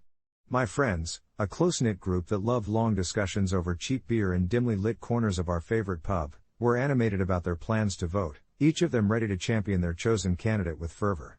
I sat quietly, an observer in a room full of political fervor, my heart heavy with an unspoken truth. I had made the decision to abstain. In the weeks leading up to the election, I found myself grappling with the consequences of my choice, wrestling with guilt. The fear of being judged loomed over me like a dark cloud, especially when Marissa, one of my closest friends, looked me in the eye and asked point-blank why I wasn't getting involved. Her passion was palpable, a stark contrast to my silent disillusionment. I had always prided myself on being the progressive voice in our group, often debating to the wee hours about the state of the nation, but at that moment, I felt a chasm forming between who I was and who I was expected to be. As the October sky turned gray, the chatter about the election only intensified. All around me, people began sharing their reasons to be hopeful, while I remained bound within my cocoon of reluctance and ambivalence. On election day, I made my way to the polling station as if pulled by an invisible force, my heart racing with indecision. But as I stood in line, watching the excitement cascade off my neighbors, their hopeful faces illuminated by the promise of change, I couldn't help but feel that my choice had carved out a hollow space in my chest. I turned away from the polling booth. I didn't cast my vote, and the relief that washed over me felt like a strange, slippery comfort, reminding me of the countless times I had ignored what I really wanted. Days passed, turning into weeks, and I rejoined my friends, feigning enthusiasm about the election results while internally grappling with an overwhelming sense of being an outsider. But with every social gathering, the question beckoned: how would I reconcile my decision? My internal turmoil simmered, and I slipped into a routine that felt numbingly safe. Over beers one night, Marissa caught me staring off into space, her brow furrowing with concern. "Don't you care where this country is headed?" she asked, half jesting but genuinely curious. The truth was, I did care, but it was the decision-making process that had weighed on me like an anchor. I finally took a breath, confessing that while I had chosen abstention, I was scared of both the consequences and the implications of my choice, a choice that was fundamentally my own. The bar quieted, the noise of surrounding conversations faded as unexpected empathy settled among us. "You know, it still counts that you thought it through, right?" Marissa said softly. "Taking a stand is more than just voting." Those words resonated deeper than I anticipated, stirring something lost within me. A sense of relief washed over me like a warm wave, and I suddenly found clarity amid the chaos. As I walked away from the pub that night, thinking of the natural ebb and flow of democracy, I realized my decision didn't have to define me. It echoed back to the importance of understanding my values, and the courage to live with my choices, even those that differ from others. A few weeks later, I returned to the forum that sparked this exploration, drawn by a post titled "Voting Eligible Americans Who Deliberately Abstained in the 2024 General Election. How are you feeling about your decision?" My fingers hovered above the keyboard as I began to type, feeling surprisingly cathartic. "I didn't vote, and I had to confront something within myself that needed attention," I wrote, detailing my feelings of isolation, the conversations I had with friends, and the beauty of owning my narrative, free from the chains of expectation. The replies came flooding in, each comment filled with support and encouragement, a sign that I wasn't alone in my experience. As the reflections flowed, I understood that sometimes the silence was louder, and in the stillness of my decision, I found my voice, a piece of me I thought I'd lost amid the tumultuous noise of others. Even if I hadn't marched to the ballot box, I had started a new conversation within myself, a dialogue that brought me peace and a sense of reconnection with those around me. In the back of my mind, I felt the tide beginning to turn, waiting for the next election, where I would be ready, not just to vote, but to connect, to engage in the very democracy I feared for so long. And that felt, in so many ways, like a victory. The days turned into weeks, and as the leaves turned their brilliant colors of fall, I found myself in a reflective state more often than not. I could feel that familiar blend of anxiety and relief slipping away simultaneously. It astonished me how something as simple as acknowledging my own feelings about participation could liberate my mind. I had been caught in a cycle of feeling pressured to engage in a political landscape I found overwhelming. Watching the news had become akin to walking through a foggy forest, the shadows of tensions looming everywhere, but clarity eluded me. I decided it was time to share my realizations, and I did so with friends over warm coffees and cozy dinners, often nestled in our favorite cafe, the one adorned with local art and the warmth of community. It sparked conversations that felt refreshing, the kind I hadn't experienced in ages, where we discussed not only the frustrations of the political process but also our own experiences and insecurities surrounding it. Through these candid exchanges, I realized I was not alone. Others had their own hesitations, some had chosen to abstain not out of apathy but due to a lack of transparency in a system that felt rigged. It was refreshing to uncover these truths, and my heart swelled with an emerging sense of solidarity. I began to take part in community debates and local gatherings, often simply to listen, absorbing perspectives that broadened my understanding of the issues plaguing us. Each conversation, each shared laugh or sigh of frustration, chipped away at the barricade that I had built around myself over the years. You see, I was always the quiet one, the thinker who mulled over every word before they left my lips. As a child, I'd be lost in my books while the world outside thrummed with the energy of life, utterly consuming yet seemingly foreign. But now, I discovered that the threads of connection we forged could be powerful tools for change. On a chilly November night, as the first snowflakes felt like whispers on my cheeks, I found myself in a small community center, seated in a circle of open hearts and eager minds. We were there to discuss the issues we faced and how we could foster a more transparent dialogue in the political realm. I spoke, not with fear but with intent, sharing my journey of abstaining from voting. When I finished, I was met with nods and insightful questions that encouraged deeper reflections. I felt the comforting warmth of acceptance wash over me. It turned out authenticity was the key, allowing everyone to relax their guard, igniting a fire to participate. Each of us had varying experiences with the electoral process, and as we spoke, I noticed a shift. Our frustrations morphed into ideas, ideas sparked plans, and plans became action. By the time Christmas rolled around, the spirit of togetherness was palpable, and we were organizing small initiatives to educate our community about local governance, breaking down barriers that often made participation feel insurmountable. The more we spoke, the more I realized that my decision to abstain was only a moment in a larger narrative, one that now included countless voices all demanding to be heard. Amid the glow of holiday lights, I felt a profound sense of duty begin to bloom alongside my old fears. I could finally see the beauty in civic engagement. Ours was a collective journey, one shaped by our joys and our struggles. I even found myself having conversations with family, my parents included, who always assumed my quiet nature translated to passivity. They listened, surprised to hear me share my newfound passion, the convictions bubbling up like a fresh spring. We agreed the political system was far from perfect, yet we recognized together the power we wielded in our communities. As 2024 approached, rather than feeling burdened by decision fatigue, I felt empowered by possibilities. I continued to stay informed, setting aside my cynicism and instead rooting for change rooted in compassion and understanding. Each small gathering, every collective decision we made, ignited a spark in me. I felt hopeful in a way I hadn't in many years, ready to march not just into the next election but into every conversation that needed to happen, ready for any certainty and uncertainty that may unfold.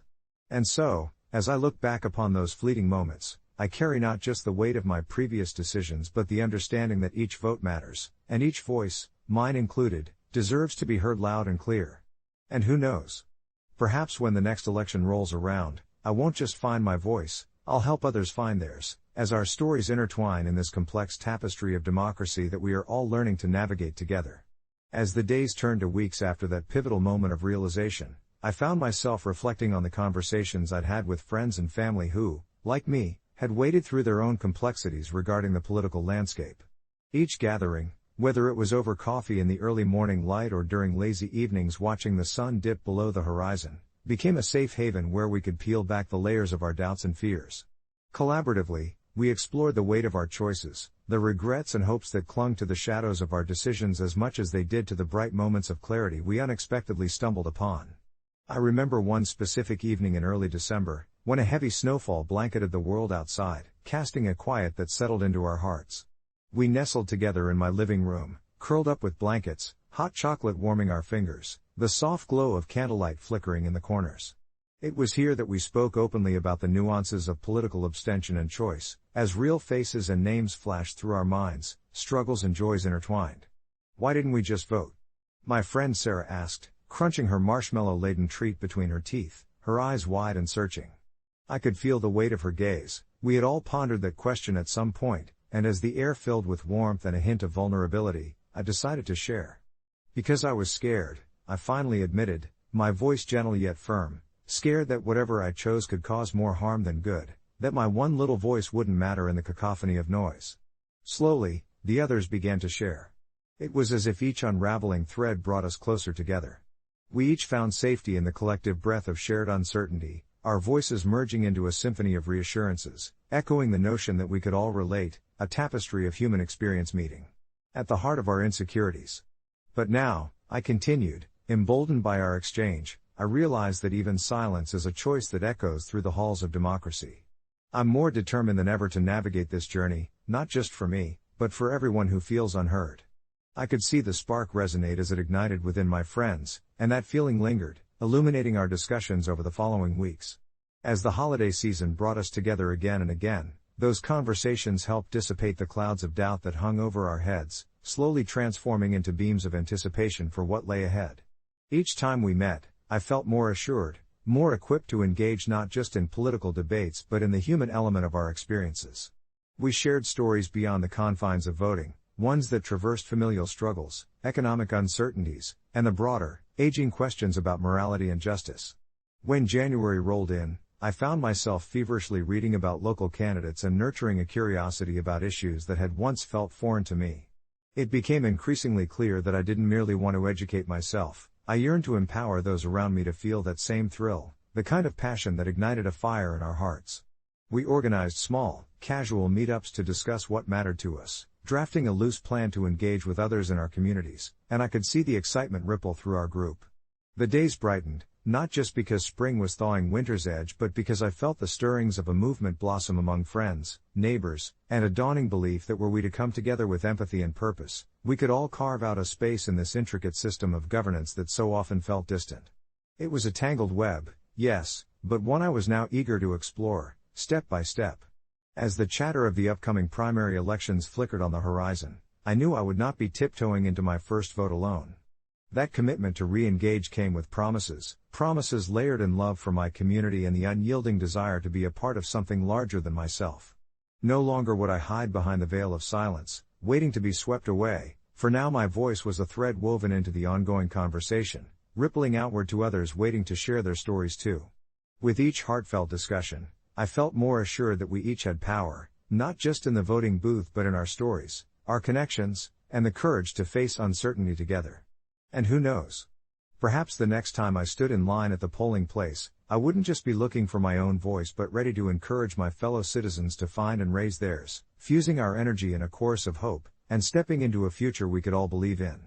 As I settled into bed that night, enveloped by the gentle hum of life around me, I let myself drift, comforted by the knowledge that, regardless of the election's outcome, a new chapter had begun, not just for me, but for all of us navigating this shared journey. The hum of chatter filled the classroom, punctuated by the clinking of chairs and the rustle of notebooks, but I was lost in my thoughts, my fingers idly tracing the smooth surface of my desk.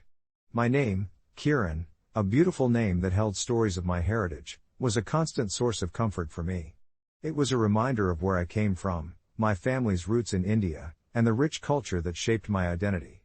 Yet, as I sat there surrounded by my classmates, I could feel the familiar weight of unease settling on my shoulders. Since starting high school in the United States, I had faced the same question from my peers over and over again: why don't you pick an American name? At first, I would laugh it off, shrugging my shoulders as if it were no big deal. But as the months went by, the well-meaning suggestions became more persistent, and I started to dread the conversations. Each request felt like a tiny chip at my identity, a subtle push toward becoming someone I wasn't. One dull September afternoon, the teacher announced a group project. The moment my classmates began to huddle together, brainstorming catchy names for their teams, I felt the tension rise in my chest. I had always been an observer, preferring to listen rather than speak up, but today, something shifted inside me. As the laughter and suggestions bounced around the room, I finally exhaled a deep breath, mustering the courage to say, I don't want an American name. The words wobbled as they escaped my lips, but the room fell silent. I could see the surprise etched on their faces, momentary confusion mixed with pity. My friend Sarah, who had always been supportive, looked at me with wide eyes. Why not, though? It would be so much easier for everyone. Her voice was soft, but I could hear the underlying judgment. Because it's my name. It's who I am, I replied, my cheeks flushing. The room shifted slightly, and I could sense a mix of discomfort and curiosity splashing through the group. I could feel my heart pounding louder, the pressure of their stares weighing heavily on me, but I pressed on. I dove into the significance of my name, explaining the stories my grandmother used to tell me about my heritage, the richness that came with it. I shared how Kieran means ray of light, an embodiment of hope and inspiration in my culture. I felt a strange sense of liberation as I spoke. Perhaps I was finally asserting not just my identity but also my right to it. However, as the excitement of my declaration faded, the reactions shifted. Some classmates nodded along, and a few offered apologetic smiles, but I noticed others exchanging looks of bafflement as if they couldn't fathom why I didn't want to blend in. After class, Sarah approached me, her expression mixed with concern. I get it, Kieran, but think about it, everyone here has names you can hardly pronounce. Why wouldn't you want something that's easier for us to remember? Her insistence left me reeling. I had no intention of conforming to someone else's convenience. I felt an emotional surge of frustration mixed with sadness as I realized how hard it was for me to bridge this cultural gap among people I thought I could trust. As the week passed, I found myself pondering the reactions of my classmates, unsure if I had been too confrontational. A lingering doubt settled in my mind about whether I had made the right choice. The struggle became my silent companion, a shadow tugging at the corners of my thoughts. Then one evening, I received a message from Sarah, a simple apology for the way the conversation had turned that day. She expressed that she understood my perspective better now, and while she might not fully grasp my experience, she respected my choice. I felt a warmth wash over me as I read her words. Perhaps I hadn't lost my friends after all. The next day at school, I entered the cafeteria, hesitant about how my classmates would respond.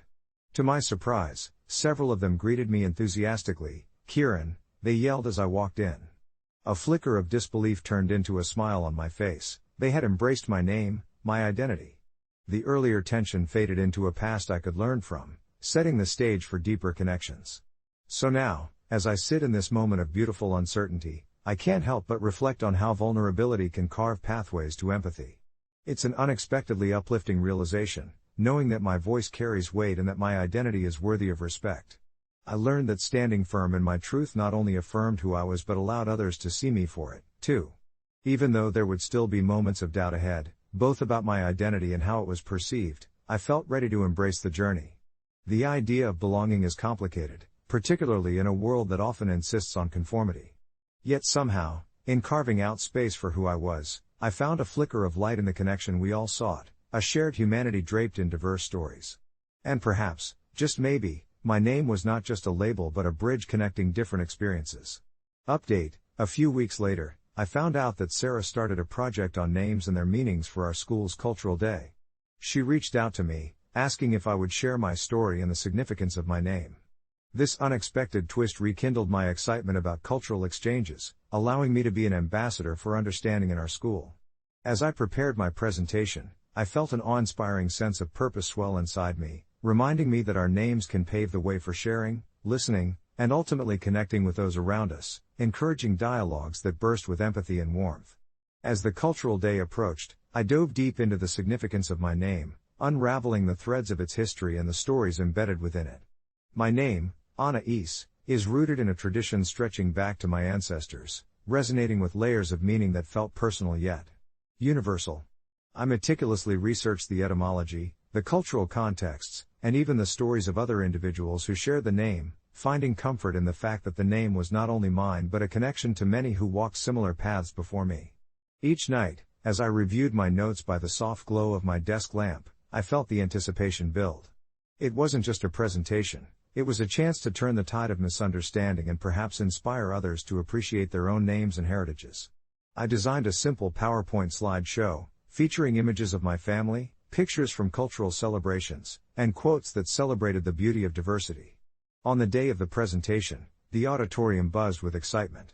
Students from every corner of the world shared their stories, and for the first time, it felt like I was part of something larger. When Sarah introduced me, I noticed her warm smile, and it grounded me in the moment. As I stood before my classmates, I looked out into their faces, many of whom I'd shared fleeting glances with in the past, but never truly connected to. I began by recounting the little anecdotes I had gathered about my family history, how my parents had chosen my name as a way to honor my heritage, and how it had shaped my identity. As I spoke, I could see a ripple of curiosity wash over the audience. Some leaned forward, while others exchanged glances of intrigue. I told them about that moment in the hallway that had unsettled me to my core, about feeling like an outsider simply because of my name. As the truth poured out, I felt an unexpected wave of vulnerability mixed with empowerment. Here I was, shedding my cloak of insecurity. As my presentation progressed, I encouraged my peers to share their own stories, creating a circle of respect and curiosity. One by one, hands raised high, revealing stories of names passed down through generations, and names chosen for their meanings. It became clear that while we were all unique, we also shared the same thread of seeking acceptance and connection that intertwined through our diverse backgrounds. I felt a renewed sense of camaraderie and community blossoming in the room though, which struck a profound chord in my heart. By the time I finished, I felt light, like I had released a burden I didn't even know I carried. The applause echoed, warm and sincere, and rather than purely congratulatory, it felt like a collective acknowledgement of the stories we all carried. In the following weeks, something beautiful began to unfold. My classmates, spurred on by the reactions from the presentation, started greeting each other by their names, spelling them out, sharing their meanings, and listening to each other with an attentiveness that hadn't existed before. It was as if my presentation had ignited a small cultural revolution in our school, a ripple effect of empathy and respect for the stories behind each name. Even Sarah and I grew closer. We chatted about our backgrounds often, a friendship flourishing through our differences. She even asked me to collaborate with her on a poster for next year's Cultural Day, which I happily agreed to. Reflecting on the journey we had taken, I realized that I had found my voice amidst the noise of uncertainty. The way my classmates began to see each other with more warmth, emphasizing real connection over preconceived notions, inspired me beyond words. This experience taught me that names, while they might carry the weight of identity, also bear the potency of understanding when we dare to search for meaning in them. Months later, as I watched friendships blossom and our school become a vibrant tapestry of cultures sharing their truths, I no longer felt like I was on the fringes. I was woven firmly into the fabric of our shared stories. I sometimes wondered what would have happened had I not pushed back at those moments of discomfort, and I knew that those moments had shaped me in ways I would reflect on for years to come. As I settle into bed each night, I feel grateful for the journey and those conversations we shared, threading together a deeper understanding of what it means to be both unique and connected. Update: a few weeks later, I was surprised to receive a message from a girl from another school. She explained how my story had traveled through social media, inspiring her to share her own name and its meaning in her school project. She thanked me for encouraging her to embrace her uniqueness and engage in dialogue about her culture. My heart swelled as I read her words, realizing that this ripple effect was much larger than I had ever imagined. Maybe, just maybe, our names serve not just as labels, but as bridges to a world more understanding and accepting. All we need to do is start the conversation. As her message lingered on my phone screen, I felt a new surge of motivation, a drive that pushed me to think even bigger about how I could spread this message of cultural appreciation and self-acceptance. Inspired by the girl's heartfelt words, I decided it was time to take my presentation beyond just my school. I wanted to open the door for others to share their stories too. I reached out to Sarah, who had ignited this journey for me, and proposed that we host a small event, an evening gathering where students could come together to talk about their names, share their heritage, and explore the significance behind cultural identity. To my delight, she was immediately on board, and we began brainstorming ideas that would make the event not only inclusive but also engaging. We settled on the theme names, our stories, our voices, and decided to create a cozy atmosphere filled with warm lights, cushions scattered on the floor, photos from our homes, and traditional snacks that represented various cultures. As word spread through the school, I placed an open invitation for students from neighboring schools to join us, eager for as many voices as possible to be heard. I poured my heart into crafting my presentation, aiming to highlight how names carry the weight of ancestral history and dreams, and how, through every pronunciation, we flick the pages of a wider narrative that we invite others to read. On the evening of the event, I stood at the entrance, my heart racing as I welcomed the first few students. My nervousness melted away as I noted the diverse faces filled with curiosity and anticipation. Students mingled, exchanging stories and laughter, while I observed a sense of connection weaving through the room, a tapestry made of words and shared experiences. As the gathering began, I took my place in the middle of the room, and as I shared my story, I could see nods and smiles affirming my words. It was a moment of pure magic. Everyone in the room seemed to connect on a level deeper than surface names. We were sharing pieces of ourselves. One by one, my classmates took turns sharing their own name stories, creating an unwavering atmosphere of encouragement.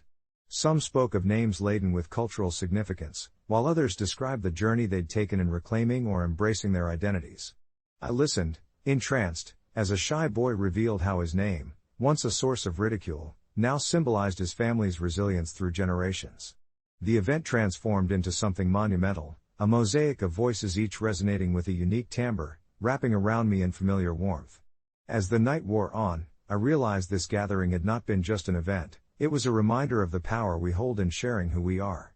When it came time to close, I shared a few words of gratitude with the group, my heart full, acknowledging that every name told a story, their stories intertwined like threads in a larger fabric. Every participant walked away wearing not just their given names but also a newfound appreciation for their histories. A few days later, as I walked the school corridors, I couldn't help but notice how the atmosphere had slightly shifted. Conversations buzzed with a sense of openness, and I caught snippets of discussions about the importance of names and their meanings. One girl even approached me, shyly sharing that she had decided to embrace her traditional name instead of opting for a nickname. I felt a sense of pride, witnessing how one evening could spark such meaningful change. It was then that I recognized my voice had the power to inspire others, just as I had been inspired. Months passed, and that one event turned into a series of cultural dialogues at our school. From name stories to sharing family recipes, every gathering became a window into another world, creating a space where students felt seen and valued. It started as a simple exchange about names, but it grew to symbolize an acceptance of the beautiful diversity within our community. Reflecting back, I understood now that it was never merely about defending my name from being changed, it was about embracing identity. Recognizing that our unique stories could carve paths toward understanding. I often think of that girl who reached out to me, knowing that the ripples of our words had the potential to flow far beyond what we could foresee. Thoughtful conversations about names led to deeper connections, and through that, a newfound sense of belonging took root, not just for me, but for many others, transforming our school's narrative into one of diverse elements woven into a vibrant fabric. As I sat at my desk one evening, contemplating the journey, I smiled at the thought, in a world often fraught with misunderstanding, all we truly needed was the courage to speak, to listen, and to share names that encapsulated our history as well as our aspirations for the future.